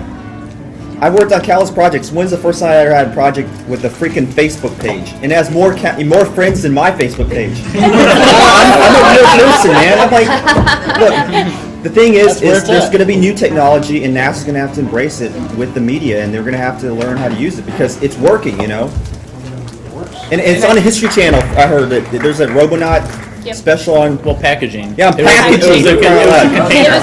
It was Sleeper. Yeah, Sleeper. Actually, I had another acronym is more like retard, but Robonaut Enclosure Transfer Assembly for the restart. I rejected. But so where do we get the funding for that kind of stuff? Does that need to be, an NSF grant or somebody else? Because I agree with you. I would love to see NASA TV be awesome, and it's gotten incrementally less sucky. But it's gotten way better over the years. But at the same time, it's still not the History Channel. It's not Discovery Channel, and I don't know that it needs to be. No, but it could also be. A lot of things NASA's like, they have almost a control issue that they have to keep it. Yes. There's nothing saying that NASA couldn't give the rights to use the word NASA to someone else and be like, there's a TV we channel. have veto. We can say that, we're not putting our name on that. But, NASA doesn't have to be the only producer on it. They did open that up, and they had an RFI for somebody to come in and take over NASA TV, and there were no takers. I don't think they know how to write an RFI to media. Well, and let me just, I don't know what the RFI was You can't like, show anything but by target. I know Yeah, that kills it specifically right that when NASA gives the media access to their feeds, it is literally, these are feeds coming off of the cameras, you can jack in and take this feed directly. If there is anything that NASA produces and distributes, it has to follow government guidelines for distributed materials for accessibility, for multilingual translations, and for a host of other required pieces that, documentation, and it has to have numbers, and that's a cumbersome piece to put on any type of entity that's wanting to do paid programming that cannot have any advertising in it. I do have a question though. You know what I mean? Like, how would Discovery Channel fund all that stuff if they couldn't sell ads on it? And they had to make sure that it was all accessible and that it was available to everybody, and that they gave it away freely. And but PBS has. They get donations, but also they government subsidies. I think they get a government subsidy, but NASA can't take a donation. Let me tell you the most frustrating thing in the world: people that want to pay NASA and can't. You can't give NASA money? They don't have like an income account. I don't know. It's very weird. Yeah, you can reimburse NASA for services that they provided you or something like that, but through a NASA Act agreement. But you can't just pay NASA. You can't give NASA money. NASA can't get a grant. That would be so cool. It's very crazy. Does NASA have like a video production staff? Oh yeah. Yeah, they do. They pay Because, like they're like. Although ask Ben about the cameras they have. Aren't at they KSC. frustrated as hell if they can't do more? cameras. And they Because at the probably end of the year, can't when you have jazz up anything. $20,000 Like, No. you go buy $20,000 style. Oh, I'm sure there's There's so many software programs you can use that spice it up a little bit. But that's like a reality TV shows or like Construction that stuff. societal dude. Yeah, they- 4-year-old could do better than that. Well, they have they have a show like about ice trucks, ice workers on. I'm like, holy cow, they can jazz that up. Yes, And they can't. We can't jazz like a lumberjack one regular or something. mission on the space station. Yeah. You seen Wall-E? I love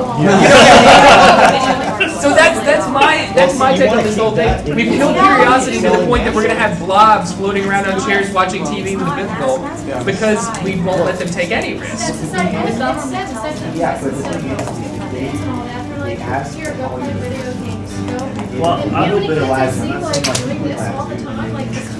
It freaked me out when I saw I have the an 6-month-old 18-month-old that with can his use my phone. iPhone. Let me tell you. And see, that's I was like, 18-month-old, she knows how to flip through the iPhone. it was hers. Ridiculous. And she has her own Twitter. Oh, she does. Yeah. and it's like, whatever happened to That's way better His than. 18-month-old has her own really has communicated with family and researching on it over there, so that's part of, Yeah. I mean, we're fighting against society, we're talking about curiosity. Well, I want to say something in defense of video games really quick. Because I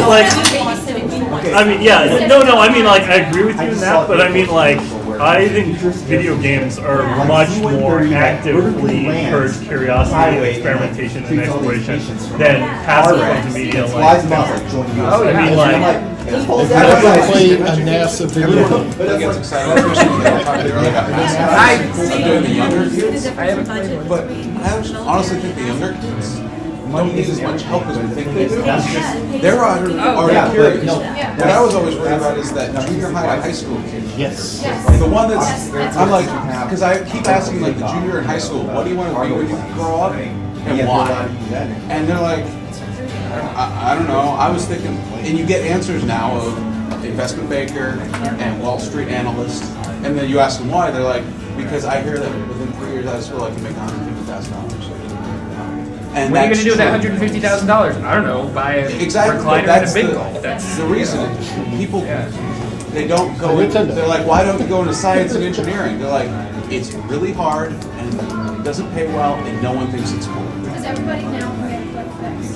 There's a Canadian who did a thing about, everything's getting worse, nothing's getting better, elevators always going down, we sort of stop. But he was saying, it's a great MPI. It's something like email and information, I'll send it out to everyone.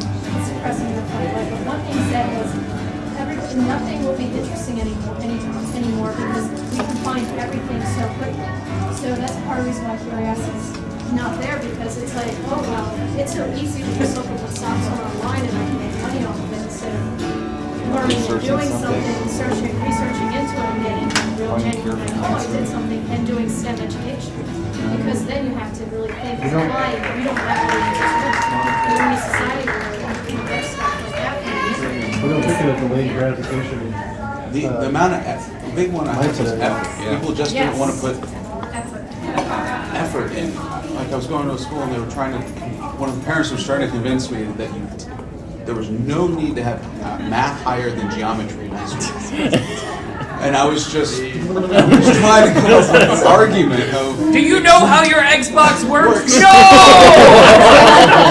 I know how it works because I took math!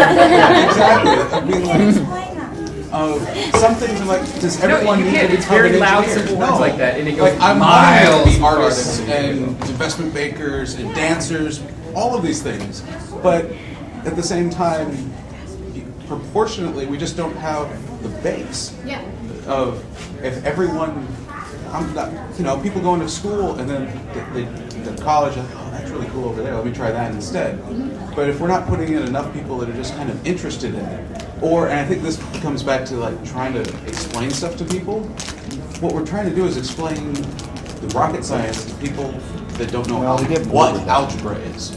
And you're like, if we had been focusing the last 20 years on the same math and science that we focused on 20 years prior to that, people wouldn't be as screwed by the credit card companies anymore because they would be able to get it.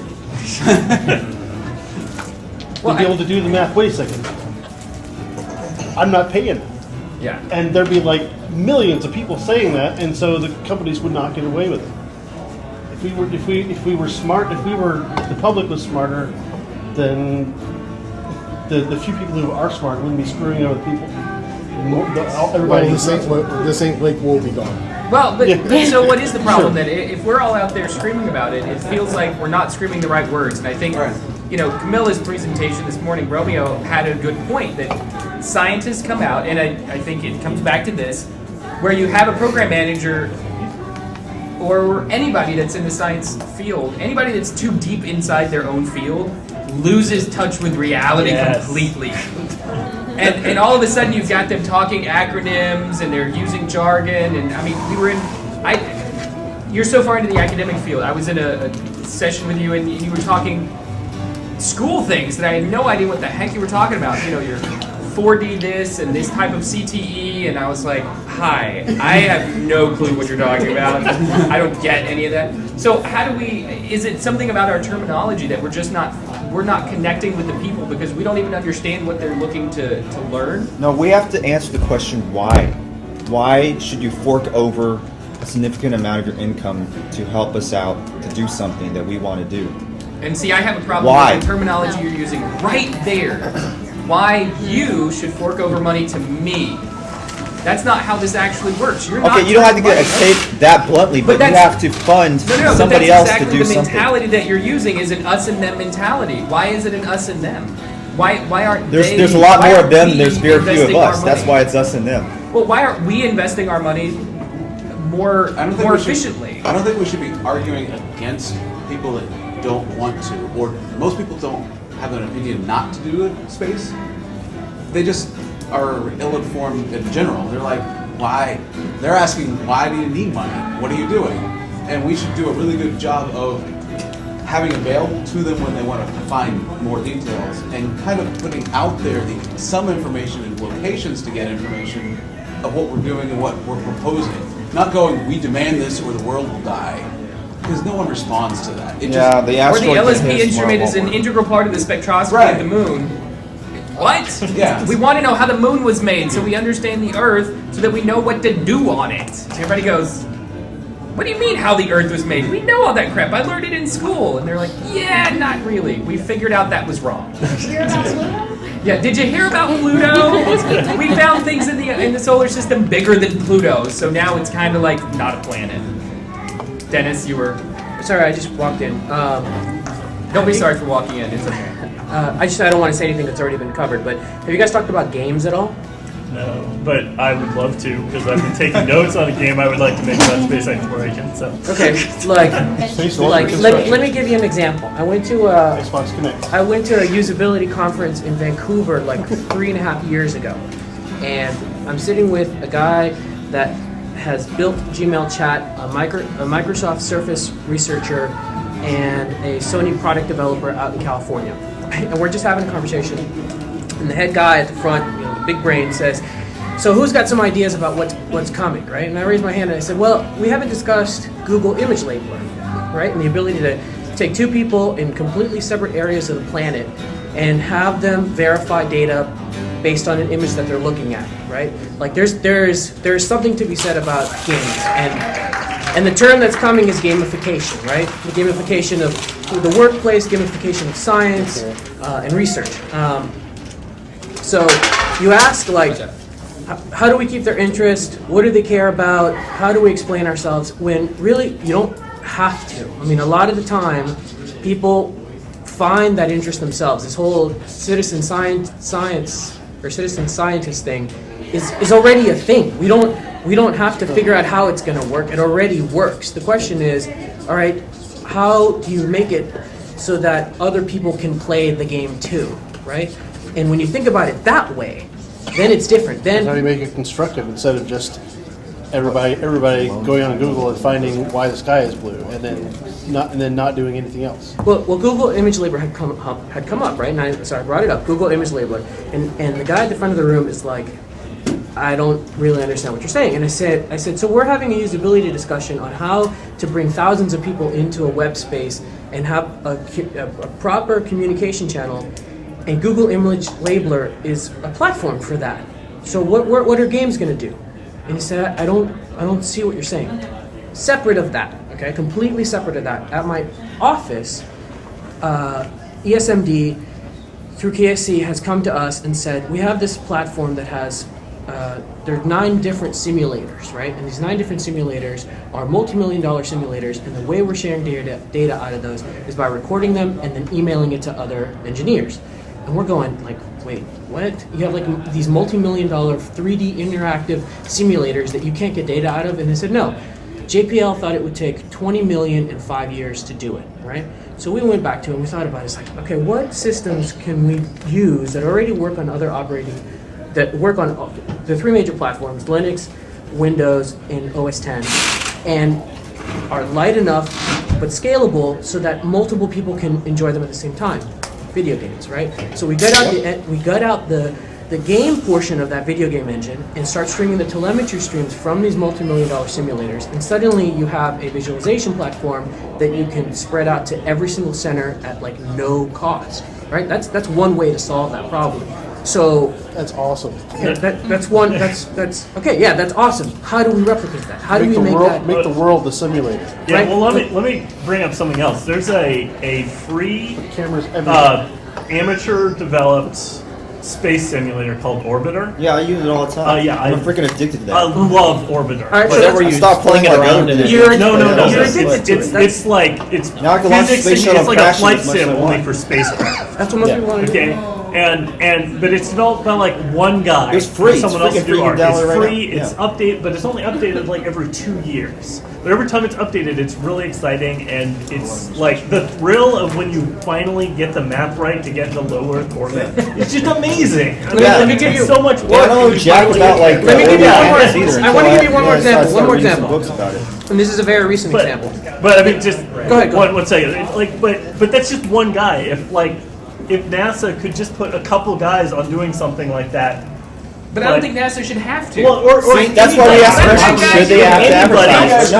Well, no. See, that's the problem is that it's just one guy doing it. It's only updated every once in a while, and so there's only a small. Dude, check out the YouTube videos on like Orbiter Sim. Like I went on there's there. There's a really awesome community around it, but like there are still places where it's really difficult to set up. I can't even install it at work, and I'll get fired in 3 seconds by IT. If you had some company I'm not kidding. actually I make can't an even awesome show. place I can't show in, how cool it is, really. But freaking amazing. All right, let me give you another example.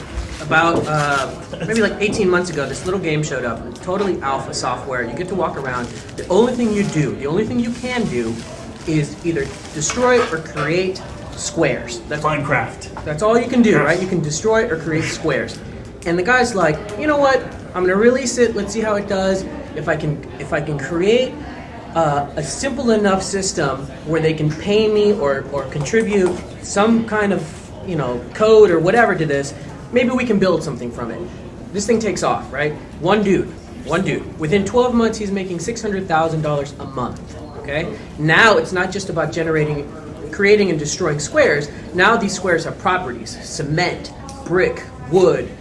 You can actually craft in it. You can combine X number of these squares with X number of these squares to make this new thing. You can create a boat. You can go fishing. Suddenly, it's an immersive environment. So again, it's one guy. It's life, right? It's life.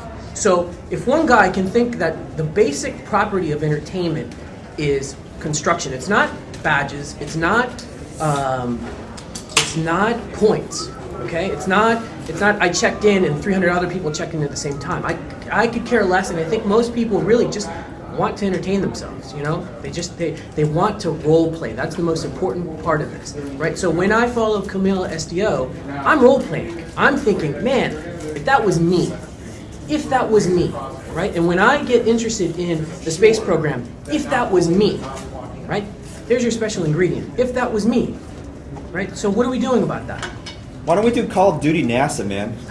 Like you could be an astronaut, train for a mission, do EVAs and because stuff. NASA, I don't even see that. Moonbase Alpha was a step in that direction. Yeah, but it wasn't. But Moonbase Alpha didn't talk to the gaming community, which is who is going to pick it up, right? Yeah. So I'm going to build this beautiful game, and it's awesome, and you're going to be able to wire things like MacGyver. Like, no, that's not why I want to play a game in outer space. I want to go. On the NASA side, you're like, okay, you want this game, and you're saying, well, they need to talk to the gaming community. Is that the community NASA needs to talk to? Yes. Why not?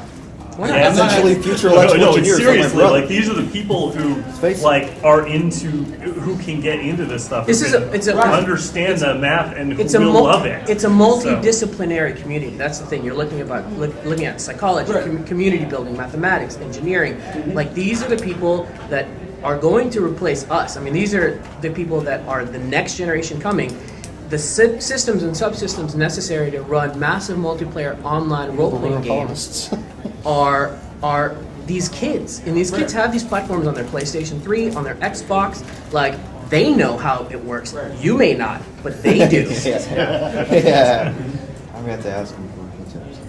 And I think and when somebody says, I want to be a game designer, I want to know how to do that. What do they end up doing? They end up learning math. They end up learning not just physics, but how to code physics engines to look realistic. And I almost, a lot of the stuff that NASA does, which is great, but I think we've identified that people say, who cares?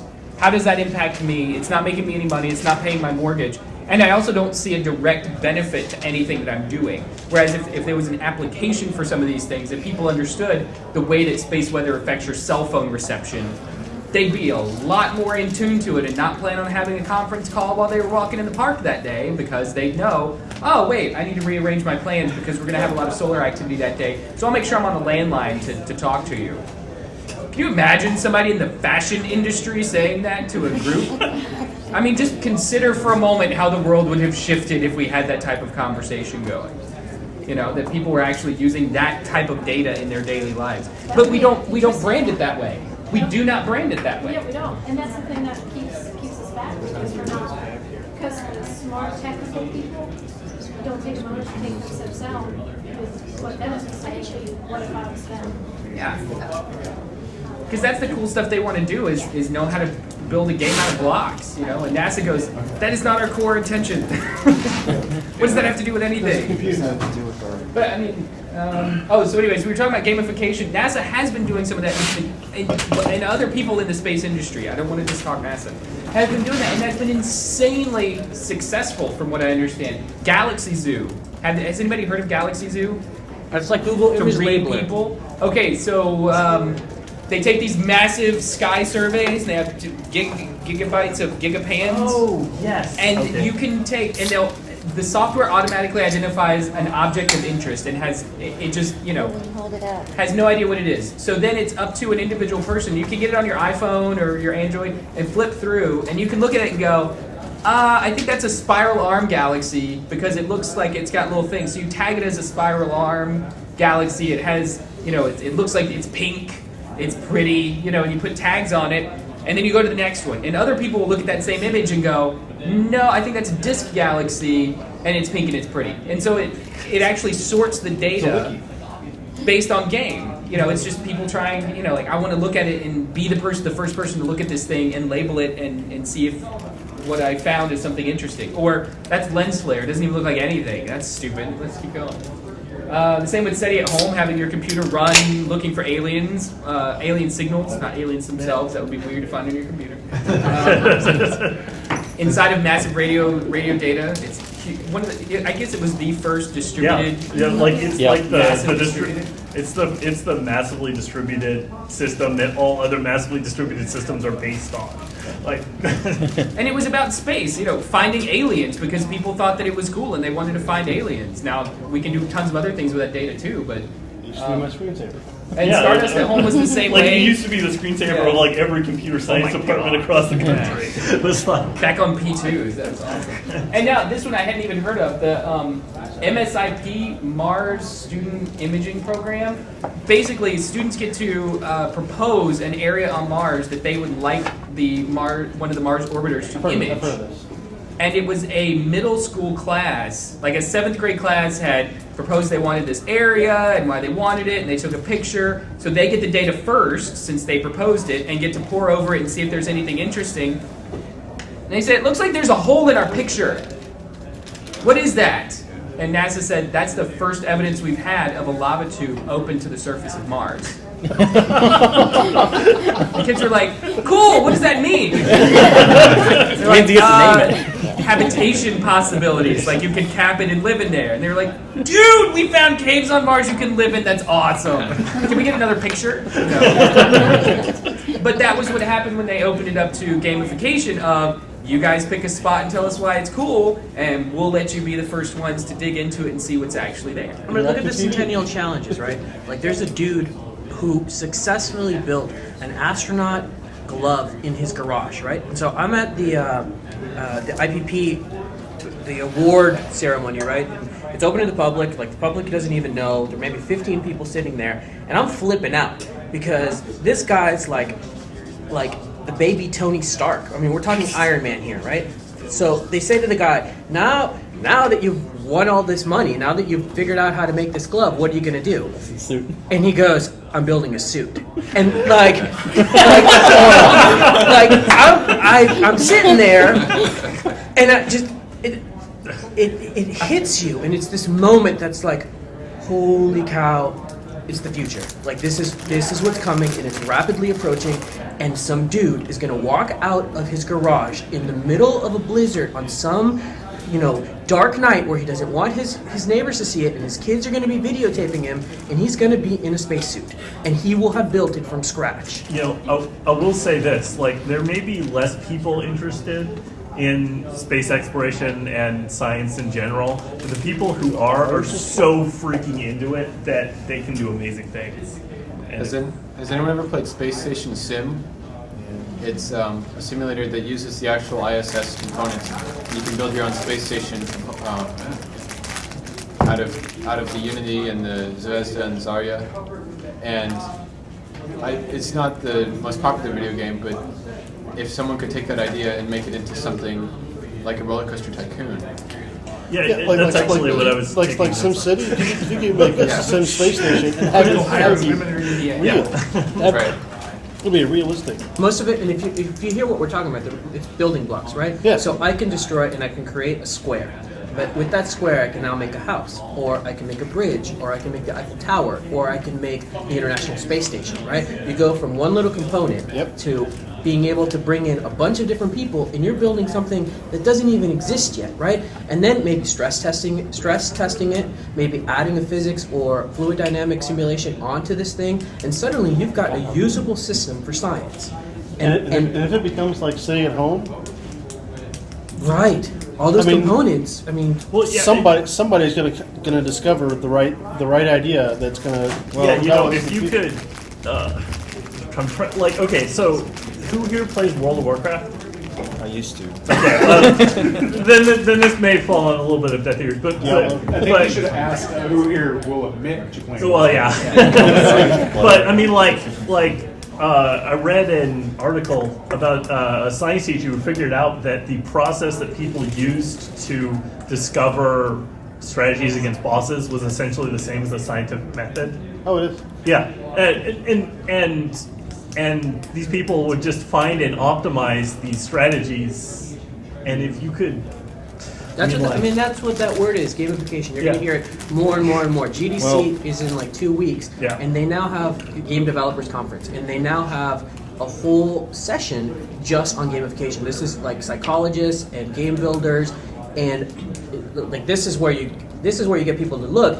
They have entrepreneurs and Fortune 500 companies that are going to show up, and they're going to have a conversation about gamification, because that in some ways is the future also. It's so you have a bump on a log at a desk doing the same exact process every single day. Well, then you can kind of create a structure around that, create a story around that simple little thing that he or she's doing every day. Make a game of it, or make it something where they're actually maybe interacting with the other bump on the log one cubicle over, and now they're playing ping pong, or they're playing tennis, or they're doing something that is a repeatable action that's doing the same exact job, that's doing it more efficiently, right? And they actually want to go to work.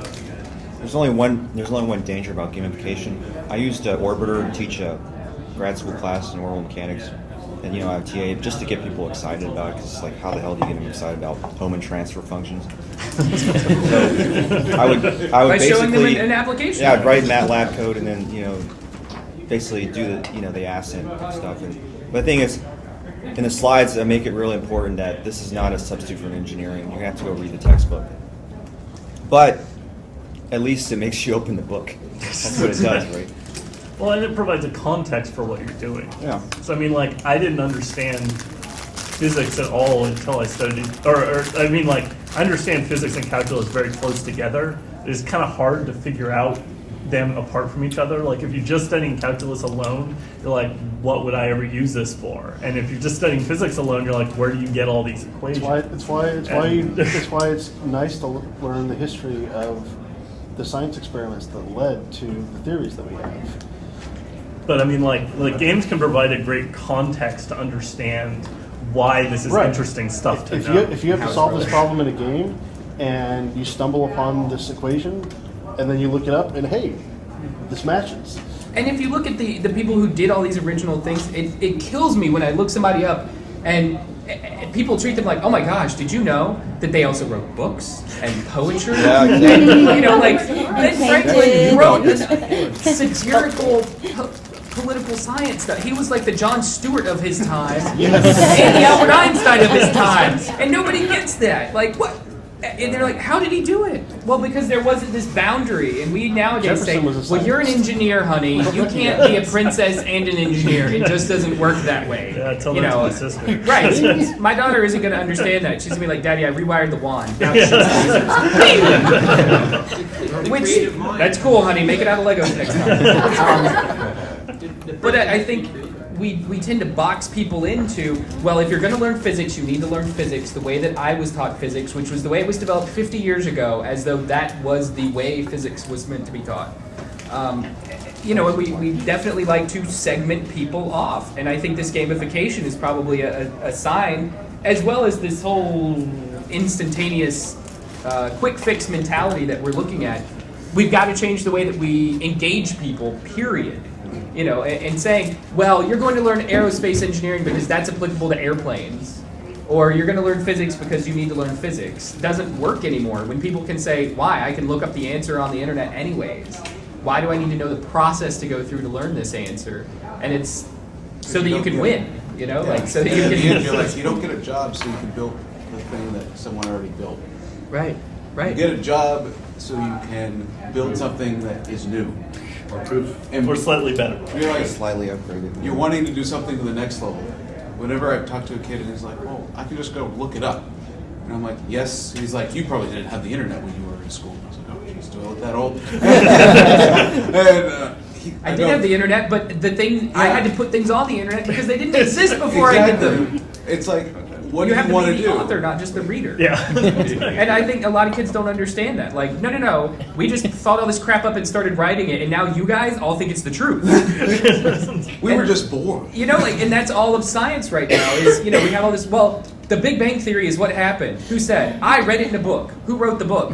I don't know, somebody smart. Yeah, I wrote the book, and now I decided that was total crap, so you need to read my new book. It's just, but we present science as though it's dead, as though it's a fixed point in time and space, and that it's the way it is. And I think that's part of the killing curiosity and breaking the boundaries is we have to be willing to say science is a living, breathing thing. Yes, everything we teach you is a theory. Yeah. Instead of telling them, today in school you're going to learn this, be like, we're going to learn a process or a thought of this, and you might, learn a way to the problem we're going to learn about what happened. What happened. The problem is that you don't get to, I think that happens a lot, but that doesn't happen until you go to college. In high school, they just don't. I just, when I was in high school, all of the learning I did on that stuff was self-motivated. Well, because we're the kind of people right, that do exactly. that. Yeah, I was interested in doing that, so I did. We're at SpaceUp, we're not people. But it wasn't until I went to college that it was my professors presenting mathematics and physics and computer science in that light. I remember it was mind-blowing the first time I had a math professor look at me and tell me, yeah, this is still a relatively new field, so you could probably do new work in it. And that just blew my mind at the time because I was so used to having everything already worked out. Much with games, people want to contribute. Yeah. They want to feel like they can do, and there's some great TED Talk with all the cool drawings with it. And people want to have something they can contribute to, something that they can have mastery over, and something they can have autonomy over. Right. And if they don't feel like there's anything they can do in those fields, then they don't even care about it. Have you discussed fail fast? No, we talked a little bit about faster, cheaper, better, or faster, cheaper, perfect. So Pixar's defining ideology is fail fast, right? It's cheaper and more effective to fail fast than it is to bring down a huge monolithic system, right? You could spend a year and a half movie rendering errors early, basically. Right. It's the restaurant model. All right. So what is the restaurant model? 90% fail within the first year.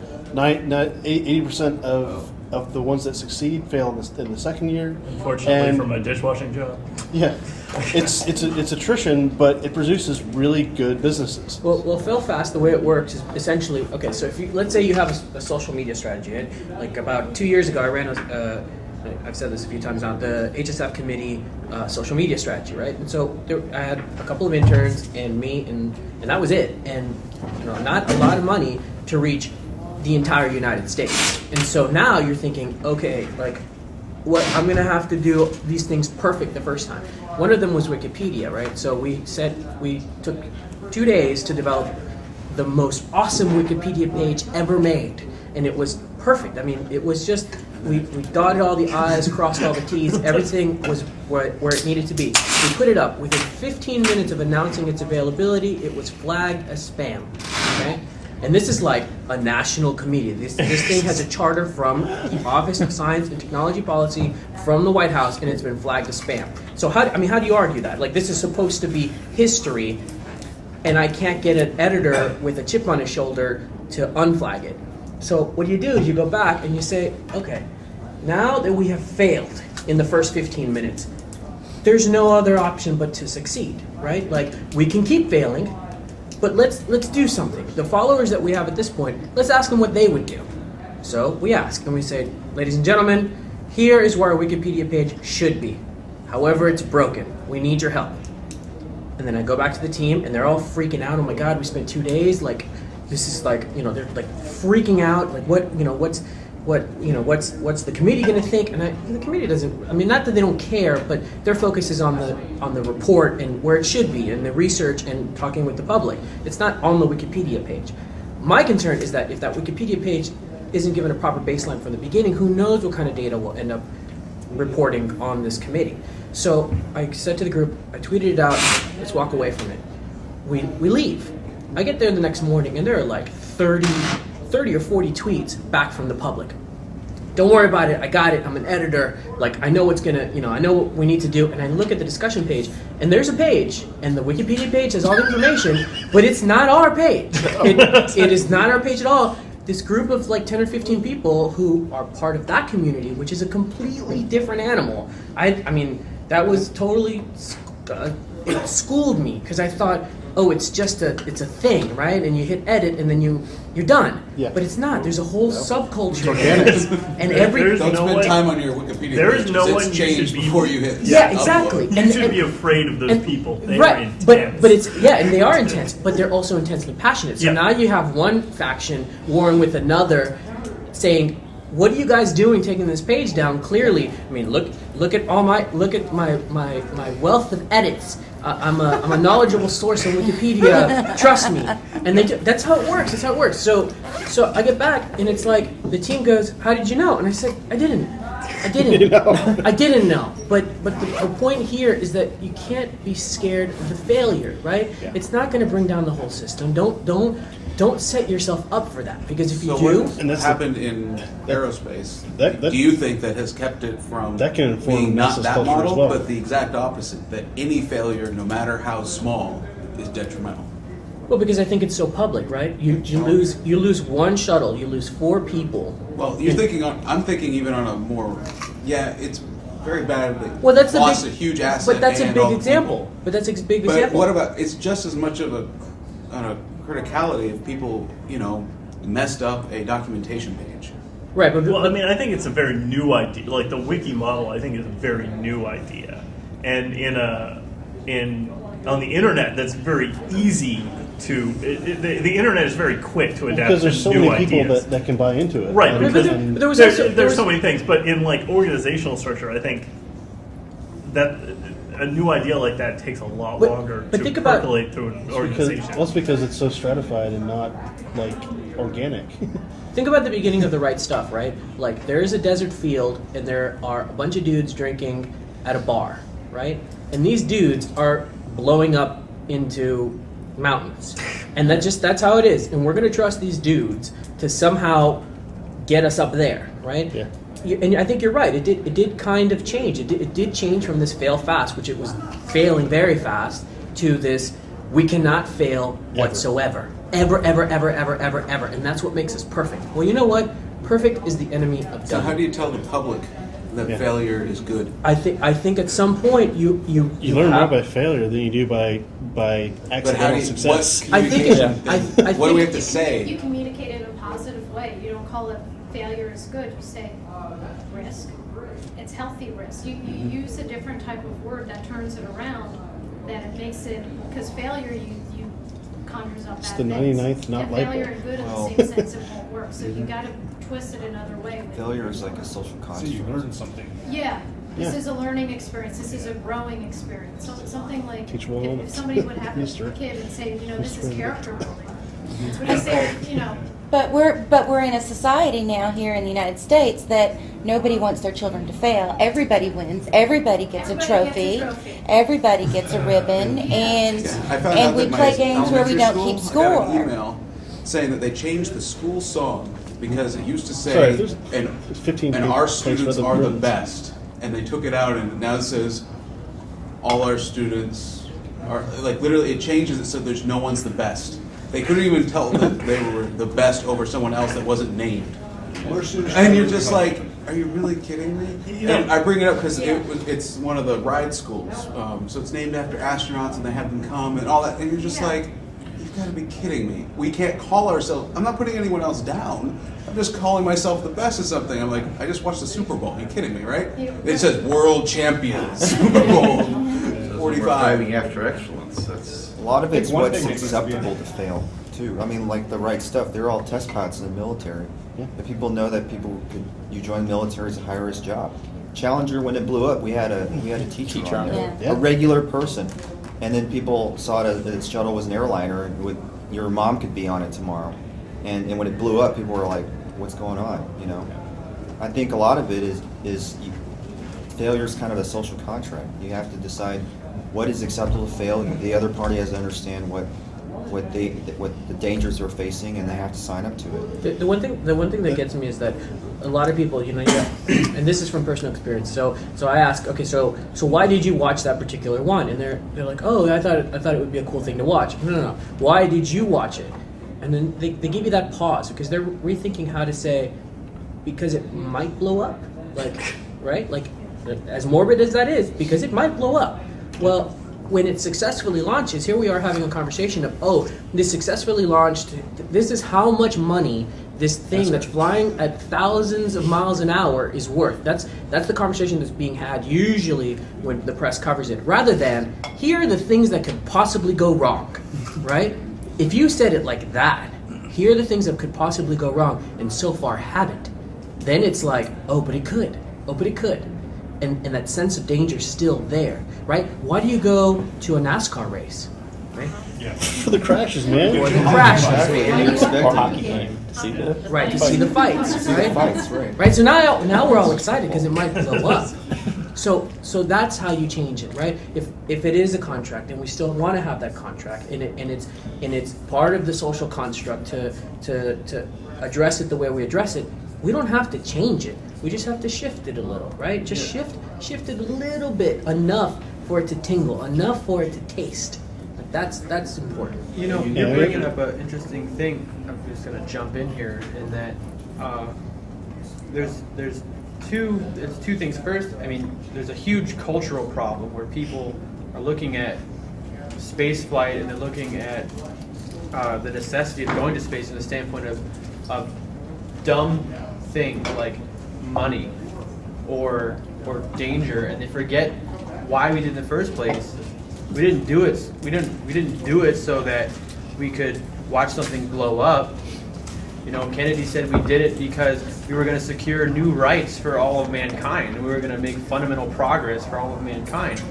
And you know, the fact is, you have a bunch of people who think money is the measure of human rights. So that's a line that's going out into the culture, which is actually not true. It's just popular opinion. That's actually changing with slightly over time. Poor countries are becoming more democratic, as we've seen in the last couple of weeks, and it doesn't have to be. You don't have to be rich to be free anymore. You know, one of the other problems is the idea that where democracy is the idea that everyone's opinion matters, but everyone's opinion is not necessarily the truth. Right. Right. So in a republic, for example, it's what's true that matters, and everybody's opinion is listened to.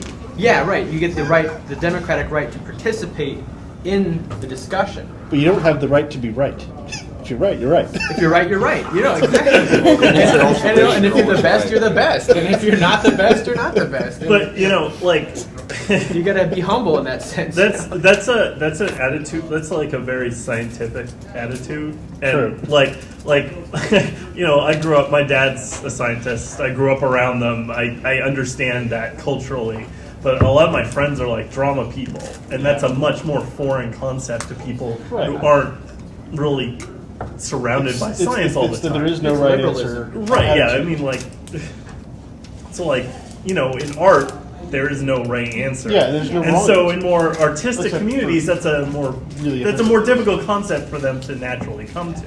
The idea of like a meritocracy. I know they want to talk about things like feelings. How do you feel about that? I'm not saying that yeah, it's not like that's a less valid way of thinking, but it's a problem that you can have if I mean, it's easy for us to see this because we're science nerds, but what you're talking about, going back to this here, what will sustain interest? Part of what we're saying is, yeah, we can interest the young people who grow up with somebody with science in the background, not as much around people who don't like to talk about feelings. Oh my God, somebody might laugh or cry. But we got to realize that there are other people who really sustain interest within what NASA does, once we do get a unified, hey, here's what our missions are, here's how it's helping out everybody else, we got to be able to communicate that to all the different types of people. We can communicate it to, type A, scientific personalities like ourselves, but how do you get to the artists? How do you get to the drama people? How do you get it to the school teachers? How do you get to a wide range of things? And I think that's something we're lacking. And that's why Hubble was awesome, because everybody could dig a cool picture. This is a result of Hubble. See, everybody could dig a cool picture. And that's why everybody loves Hubble, because you don't have to be a really smart, intelligent person to appreciate Hubble. But then when we see other things and you got really smart people talking, it's very easy to be intimidated. Pictures speak louder than words. In the absence of pictures, all you have is words coming out of the mouths of people who can't speak normal people language. So we need to make sure our ambassadors are the correctly selected ones to talk to the right people about what we do in the correct forms. Yeah, I wonder how many people share my point of view. Maybe as a techie, but or maybe just because I worked around it. But I think the space shuttle as a vehicle, especially on the launch pad and launching, is quite beautiful. Yeah, no, it's not every American. Well, and on a more instinctual level, like giant rockets are really awesome. They shoot fire out of one hand and they fly. But you're bringing up this awesome point, which is the sense of wonder. Yeah. If you want to really get someone impassioned about their relationship to the universe, you have to really talk about it from that standpoint. Yes. Look at Kraft Erica. I mean, the guy was the pioneer, and if you read his writings, my God, he was so filled with inspiration that it exuded from every word. So there was real poetry in his presentations, even though he's talking about going to Mars, which is something we've been talking about since, Kepler. I mean, this is something it's there that when you are struck with the measure of your own magnitude in relation to the universe, and you're growing your sense of self in relation to something that verges on the infinite, you're just going to be caught in that. And that's really, I think, because, the people say we have to stop funding airplanes when the first airplane crashed. It was probably as much of a shock to people then because they'd never flown before.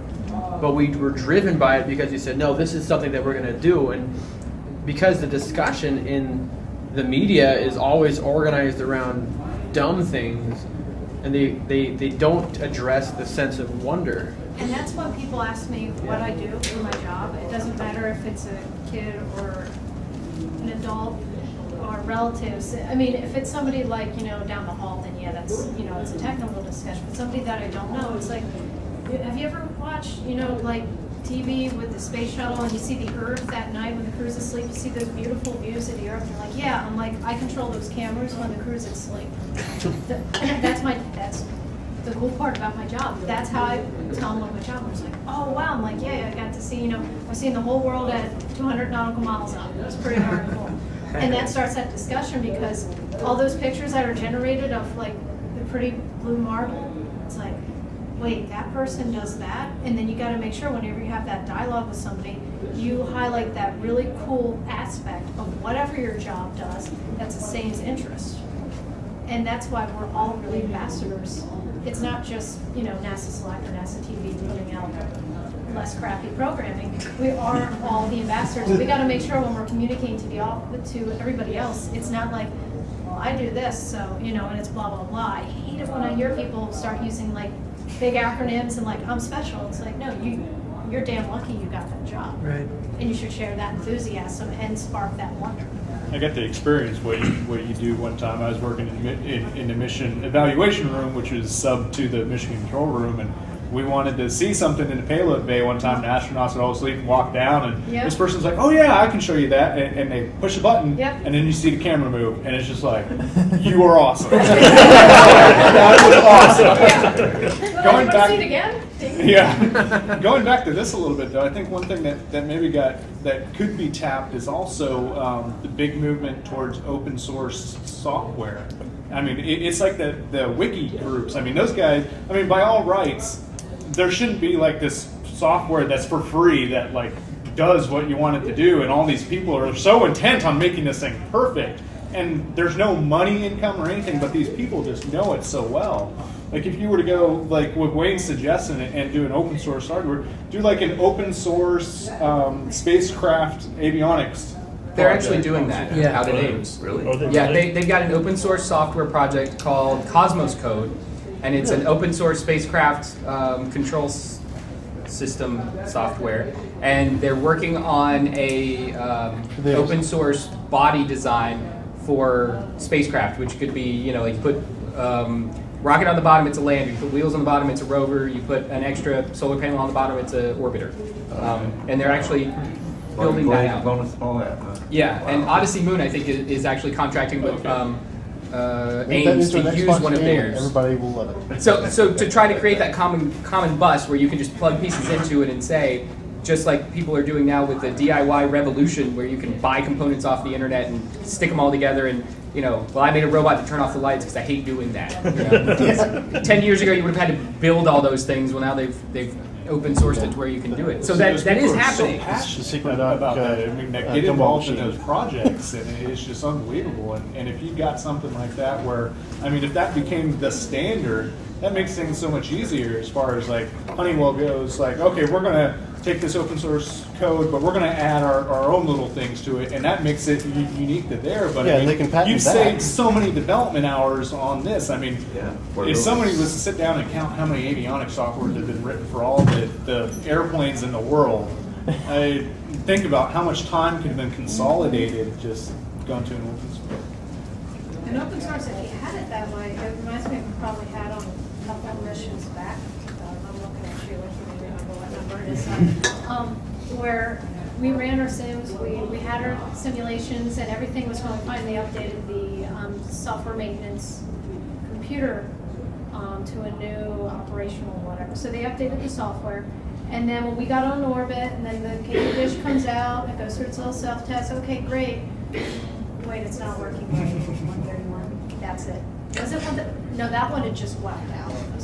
It was like a couple before. Yeah, that's a whole other issue.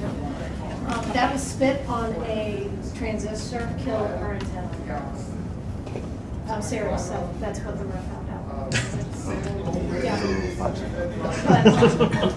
But the dish won't work in one of our payload boxes. It won't connect to that same computer. So the whole time we're sitting there going, what's going on, what's going on? Well, a week or two into the flight, we found out the software that was uploaded on board had like an asterisk in the wrong place, or one of those little nifty symbols that does something special was in the wrong place. Well, in our simulation, we had that software loaded and running, but the way the boxes interacted, it kind of said, okay, just for ease of the 1980s technology, we're going to skip out all this, and when you hit this command, it's going to automatically do these functions. So it never got tested out, even though we went through all these sims and everything else.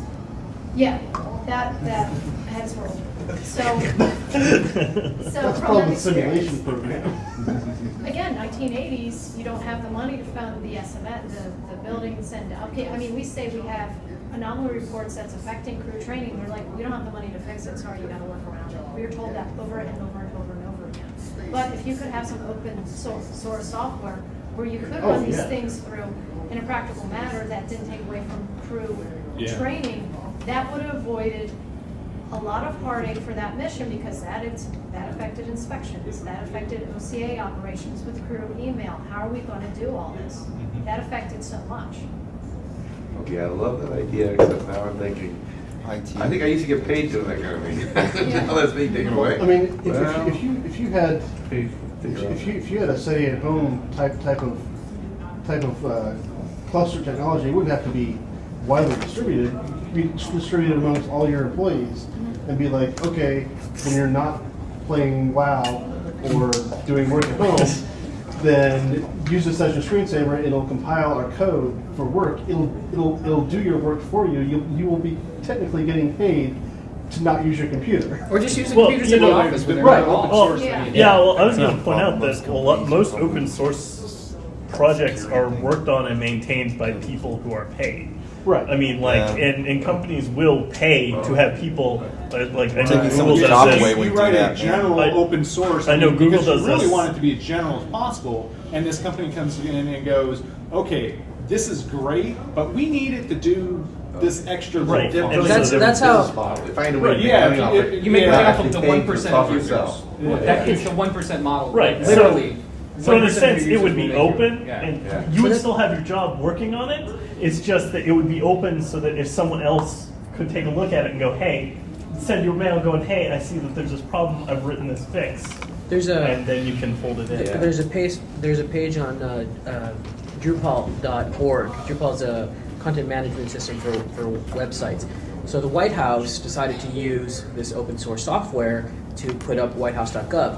There is a very cool page on the actual software site, Drupal, that says, here's a list of all the modifications made by the White House and the content that they contributed back to the source. And it was like 19 different modules that were developed from scratch that needed to be developed for whitehouse.gov to exist, but that were contributed right back. So they're, secure identification, encryption, whatever was necessary for the .gov site to exist, but was put right back out so anybody could incorporate it. Yeah. Well, but then if you have open source, isn't there a risk there that somebody might want to cause mischief with They might try to exploit it. And you hear that a lot, but it turns out to not happen that much because one, security through obfuscation is a terrible way to embed security. It just doesn't work. And two, usually, I mean, it's like Wikipedia. It's like why Wikipedia pages don't get permanently vandalized. Because there's someone watching who immediately switches it back. And it's the same thing. You have the changelog, you can see, and presumably the people who work on the project the most will recognize the good from the bad. And it's still wouldn't be open source just on the general web. It would be more like, oh, we have this little aerospace community, and you come and sign in, and we can embed you a little. 5 passwords. General open source and a closed here's how it works really well is that Internet cafe. What you restrict is the ability to commit changes to the main source. So anybody can take it. Anybody can write whatever they want, but it doesn't end up in the main code unless someone My issues I've always had of using anything open source is one, being able to, on a corporate level, prove that you can own it. Which you're like, that sounds a lot easier than it is. You're like, it's open source, and legal comes and sends you a document that says you have to prove to me that we are allowed to use and modify this, which normally means you have to pay for it anyway. Usually that comes with a license. Right, so you need a license, you have to pay for it. But, well, actually, I mean, it depends on the license used. And like on open source stuff, we were finding the issue of, they made a policy, just no technical data, or anything that would hold technical data, because we were worried about ITAR restrictions. We were just like, essentially, if anyone outside the US looked at it, we were liable. Wow. All right, I know the city's going to come in like 2 minutes and tell us all to get out of here because this building needs to, all the people need to take a break and vacuum all our crumbs. But don't stop talking. And in fact, go ahead and write sticky notes and get them ready for tomorrow's board. And wiki.spaceuphouston.org. Put the ideas down. Yeah. And I just, so when are we canceling NASA, what I kept coming back to was the way that we're framing the conversation. And I remember there was an awesome TEDx talk. Does everybody know TED Talks? I'm just going to assume that's a yes. There was a TEDx talk, and the guy was describing how, I was just telling them right now. Dude, like, just called it. Dude, 2.5 hours. I'm just saying. If you want to continue, Did I not say out. He walked out of the Did I room not and say I know, that? he was chatting with me out there. I gave the warning this morning. I know he is in the middle of giving closing remarks. However, I have closing remarks in the main hall and raffle prizes to give away, so I think I'm a little more important. So anyway, as soon as Tim releases, you join me. We'll be 2 seconds. So the guy did a really awesome talk, and it was called How Great Leaders Inspire Action.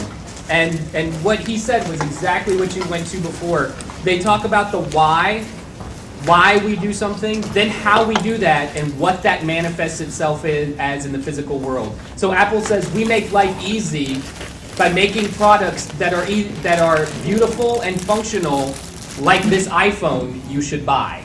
They don't start off saying, buy this iPhone because it's really functional, because we like to make things that work.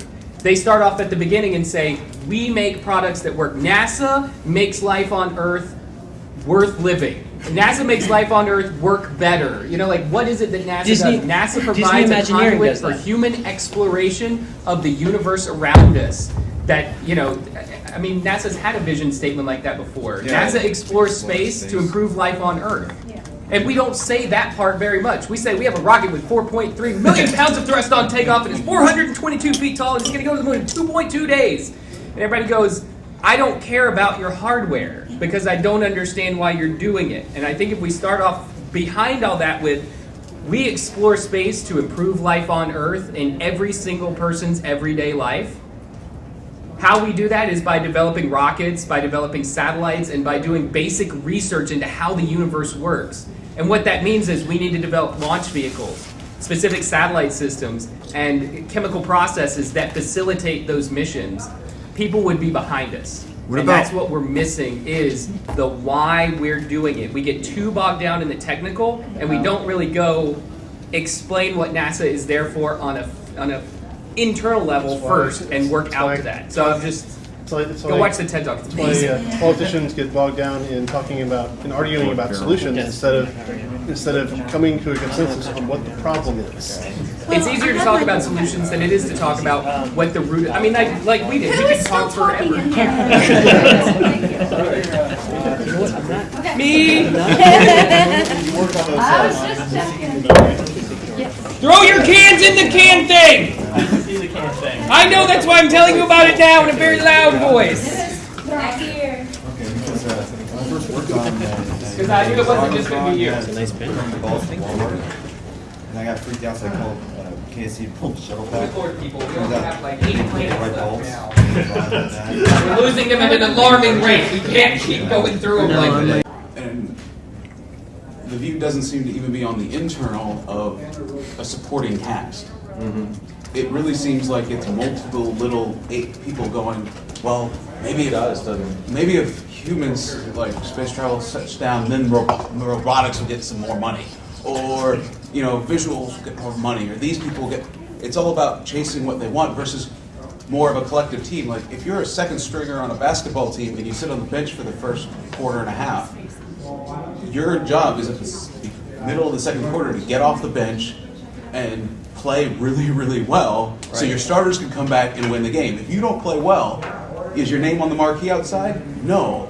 But their names won't be there long too if you start playing bad. So the other thing that's going on is, from my perspective anyway, is that the American people, and especially American politics, is extremely fickle.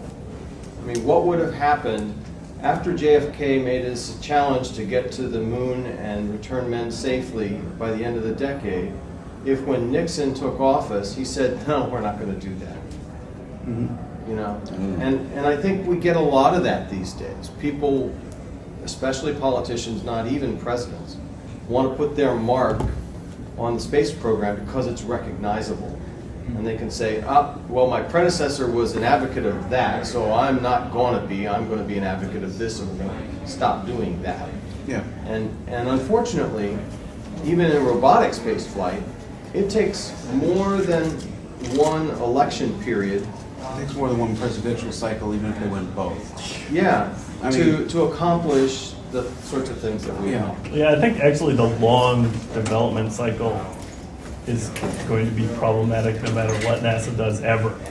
The fact that this is all long-term stuff, which, like, even if you're planning it perfectly, it's difficult for anyone in the public to remember or keep up with stuff over that long period of time. So that was one of the really interesting things, one of the experiments that NASA conducted in robotic space flight a while back. And it's a bad mantra, it left a bad taste in people's mouths. It was called faster, better, cheaper. But the idea was if you did stuff faster, you could do it cheaper because you're just working on it for less time. But it also yielded, could have yielded results faster, so that the public would be less impatient. Right. I think I've done stuff on like the faster, better, cheaper, and some stuff that works really well. But it also, those types of models, you have to get out there ahead of time going, we're going faster, better, cheaper. That includes more failures. Right. And it doesn't matter because if I fail once a year, because I'm trying to do something 4 times a year. Yeah, so that worked really well until we started having the first set of failures. And then people started losing jobs over it. Right. Because the public still expects 100% success out of NASA. Right. Which is, I mean, that's a whole nother... Is that true, though? I don't think that's true. I don't think the public expects 100% success out of everybody. I think that's a limitation that we self-impose because I would think say if Congress. I'll correct. Well, I think it's a mismanagement of expectations on our end. I think that if we were more of a government in beta and people knew that there's some things, yeah, we can't fail. We're putting a robot on Mars, we can't fail. But for the 90% of everything else we do, like building the Nebula cloud computing platform, yeah, it's going to be in beta for 10 years. But that's okay, and we're willing to accept that risk because it's more of an experiment. And I think if we were more of an experimental culture, like we would be able to better manage those expectations. Well, I would agree. Cooler I do agree with that. And one of the things that we did on the Mars Phoenix landing was we said, we made it really clear to the public, you know, NASA's success rate in landing on Mars is only X%, you know, and in fact the rest of the world hasn't ever done it, you know, and this is a really dangerous thing. But you know what? In our guts all along, we knew we were going to be successful, right? But it wasn't lying. We were setting the expectations to try and create the drama, create the interest level, so that when it touched down, even if it was a failure, we would have been a success. Yeah. I mean, things like faster, better, cheaper are great models for some projects. To go out going, there's a 90% chance, and we know going into it, this is going to fail. Right. Our entire purpose was, you're like, why would you do a 2-year project to fail? You're like, because in the past 2 years, we just hired 10,000 new engineers out of our schools across the nation. They've never put anything in space. We gave our 2-year-old managers a team of 20 brand new out of school kids, and this entire team's under 25, and they're going to put something in orbit. And we gave them 2 years, $20 million bucks, and said go for it. And if they make it, this is awesome. If not, they have 2 years experience, and we're putting them up the chain. Putting something in orbit is very much different than putting someone in orbit, right? But you can't. You got to have 100%. I don't think anyone disagrees with that. I think it's just that we assume the same requirements as putting people to orbit for everything we do. Yeah. I mean, we just don't need to do Same that. standard. That's fine.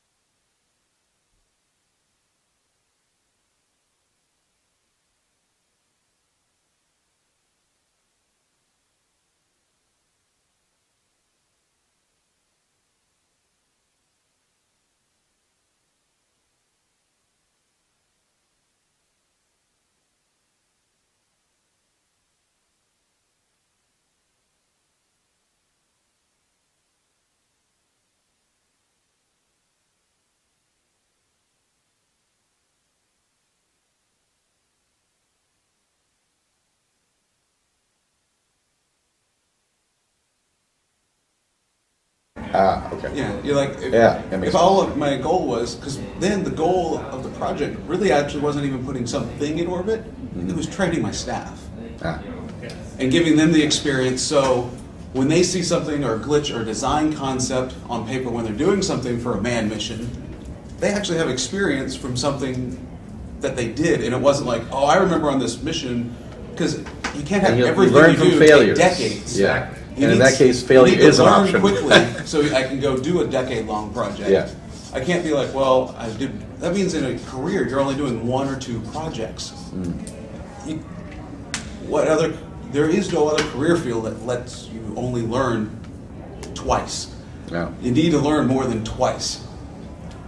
So you're saying that Especially if NASA professional. doesn't accept much risk because their only metric is they're looking for success. Yeah. Mission success. Mission success. Right? They're not looking at how do we train people, somebody else can do that, or they can learn while they're working on a mission that succeeds. Right. Because obviously you learn the most by working on a mission that succeeds. Yeah. Well, you learn off from your failures, right? Now there's right. So the other side of that is that's absolutely stupid. You learn much more by failure than you do by success. Actually, I would argue that the reason that NASA is so Risk dependent averse? upon success, risk averse, has more to do with sustaining itself.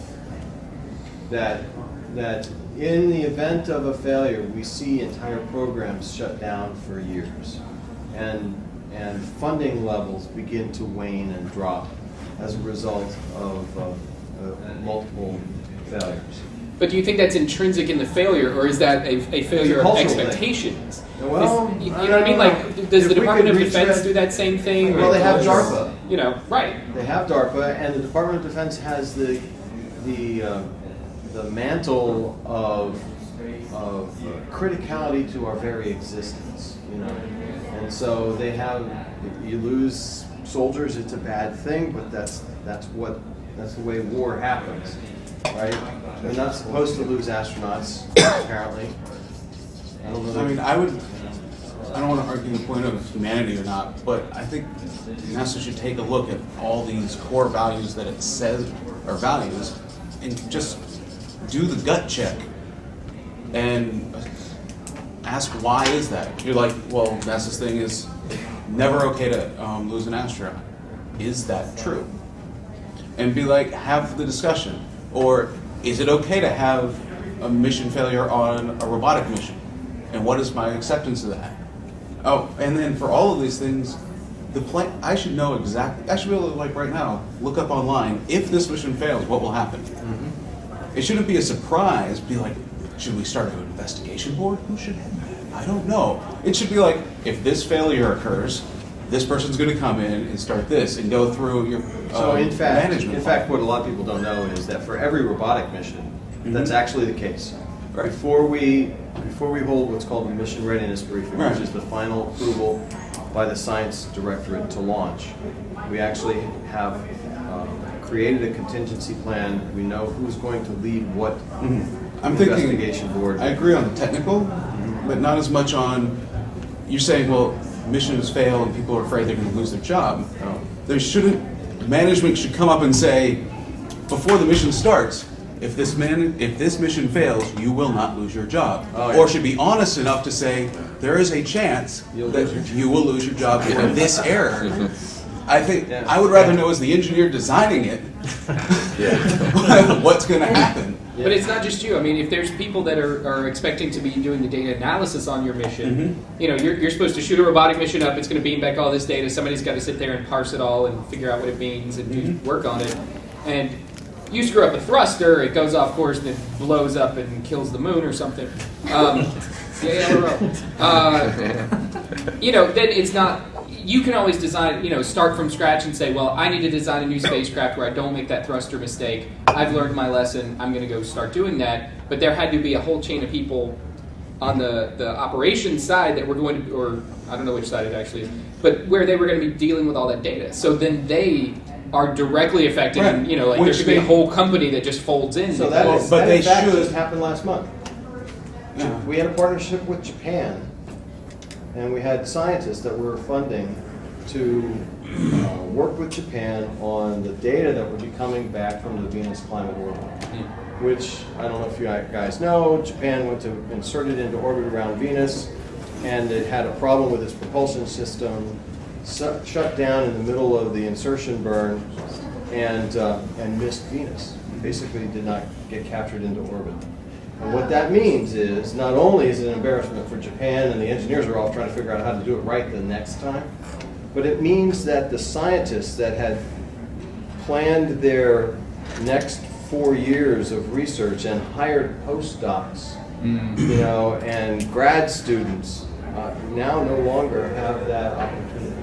Right. So, but did they plan for it? No. It was, you know, relatively a teenager in like the 80s, not really so sure, but I'm all gung-ho I can do it after I just showed I just graduated high school, I'm amazing with the Apollo stuff, and then just kind of going through going, okay, now we don't really know what we're doing, but we're still going around in our old clunker. And can you afford to keep more than one vehicle running at the same time? Does it make sense? Well, I think you want to get rid of the old one while you take the new one. But I mean, just from a public perception point of view, I think the shuttle is very iconic and very recognizable as NASA, like as a symbol of NASA. And if that's going away and there's nothing really to replace it, even though NASA's doing lots of cool stuff everywhere, the fact that there's not that sort of centralized symbol in the public's mind. The public being civil-minded that they fixate the shuttle. Right. Well, I mean, it's so visually memorable. I mean, I do know people that go and say, well, I think NASA should be done because if all they can do is replace this amazing thing that's a space shuttle was an Apollo thing, and then they don't know anything. Well, yeah, I mean, like it's a lot harder to tell the difference between two different types of rockets than it is a rocket and the shuttle. I mean, it's a progression thing that people have. You think bigger, you think more, you think essentially futuristic. People have a perception of that. Progress means and bigger. They feel that you've gone around the curve and started going back. And I think even in the original design meetings, that should have been thought of. It might not be a design point, but it's something that on day one when you sketch the thing, you go to grab your PAO officer and be like, you have a 3-year like heads up on this. Figure this out. We're going in this direction. You can't just go, I don't know what to say when you show this thing. So it's the story? Is it the story that we've got wrong with this? I mean, that we've fixated on making NASA, and somebody said it doesn't do one thing, it does many things, but the thing people know it for are the things that we are about to not have anymore. Right. And so that's like, we're getting rid of the mascot. Yeah. And people don't know that the team plays football anymore. They just know the mascot. You know, so is that appropriate? Did the story get told the right way if all people know is the mascot and not that the team even plays a sport? Much less that they play 10 sports and are good at them all. Yeah, all they know is the mascot. Everyone put their team, like all the money into the star player. It got you through this far. Eventually that person has to retire. Yeah, the shuttle is They're going to age out. And everyone's like, oh man, why would I stick around? I think there's some other stuff I've heard of, maybe. I have no idea what it is, and I don't think they're very good. And I think NASA has done a poor job in characterizing all of what it does. Of course you can have this highlight thing, and you should, but you need the base and support from everything else. So whenever you have a gap or a downtime, it doesn't seem like you've done nothing. I knew people that said after Columbia, they're like, I thought NASA just shut down for like 3 years. So yeah, they're like, oh yeah, I knew they were investigating what went wrong. They had no clue that any other type of work happened on any other project anywhere else. They're like, I thought NASA just shut down. Period. You're like, what? Okay. I don't know about you, but it's Jim's been trying to. Yeah. Well, I guess I'm just in a maybe a different sort of way trying to agree with you. Inside the Beltway, we recognize that what NASA is to the United States is the human spaceflight program. And the human spaceflight program has these lulls in it, especially when we have an accident, because then there's this whole return to flight thing. And but the icon of NASA, to use John's word, is the human spaceflight program, whether it's Apollo, whether it's the Saturn V, or the shuttle, or International Space Station to some other degree. Close second But second place goes to like the Hubble Space Telescope. And then beyond that, one would assume, maybe the Mars rovers, And so the real question is, how do you get people to recognize that there is all this other stuff that goes on supporting NASA when there's a lull in the human spaceflight program? We're about to embark upon an age of a lull, right? We're going to shut the shuttle down. We don't have a replacement rocket. We've got the International Space Station flying, but our astronauts are getting there through either contracts with Russia or hopefully someday commercial crew contracts, right? But the question is, what do we do in the meantime so that people recognize that where'd the sticky go? That, oh my God, we're not really shutting NASA down, right? And so in my division, I don't know if you heard my talk this morning or not, we've got this incredible sequence of things happening this year. And we've adopted internally the idea that we have to become the positive face of the agency while the human spaceflight program gets itself reorganized and put back together. So, because I've heard from different friends that work in different sections of NASA doing aeronautics research or biomedical or something.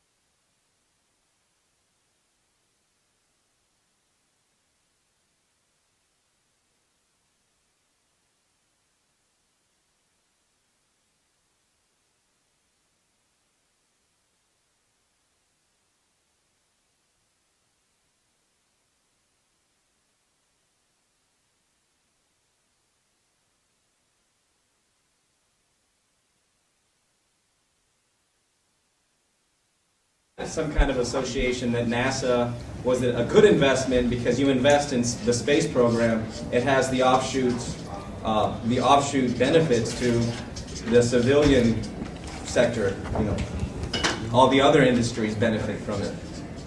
Which is, I've tried to use the argument with friends before of, yeah, the investment of when you get past the no, NASA's not being canceled, and they come back going, we're in the worst economic crisis since forever I've been born, and they freak out about it and go, well, they haven't done anything either since Apollo, or I remember seeing the shuttle in the 80s. You guys are still flying that thing? They're like, I want to get in my car and it's 9 years old. What are you talking about? On the side to that, have you had anybody run across within the NASA community the attitude that it was too early to or the point of view that it's too early to retire the shuttle? It really had plenty of life in it. I think that maybe, and then when you look at the B-52, it was been upgraded for decades. Why couldn't we have done the same thing with shuttle? Well, We did. yes, but it doesn't meet the needs of our future programs, going to the moon and Mars. And such. I tell when people say like, why don't we just keep doing it? I go, well, you know, when you were 20, did you go and buy first car you go buy was a big minivan so you can haul around your kids with the wife you didn't have? No, over 20 or 30 years, what you needed something to do changed. It needs change, yes. And we don't get one car for your lifetime. We get the car as the needs evolve. We're like, oh, you're a college kid. You probably got a 2-door sports car or something, and then you're like, now I'm gonna get a sedan. I'm working, and then I got a wife and kids. We're gonna get the minivan. Got all their stuff in the back. You know, the kids go away. Maybe I go back to a sedan. You go through life to say when NASA.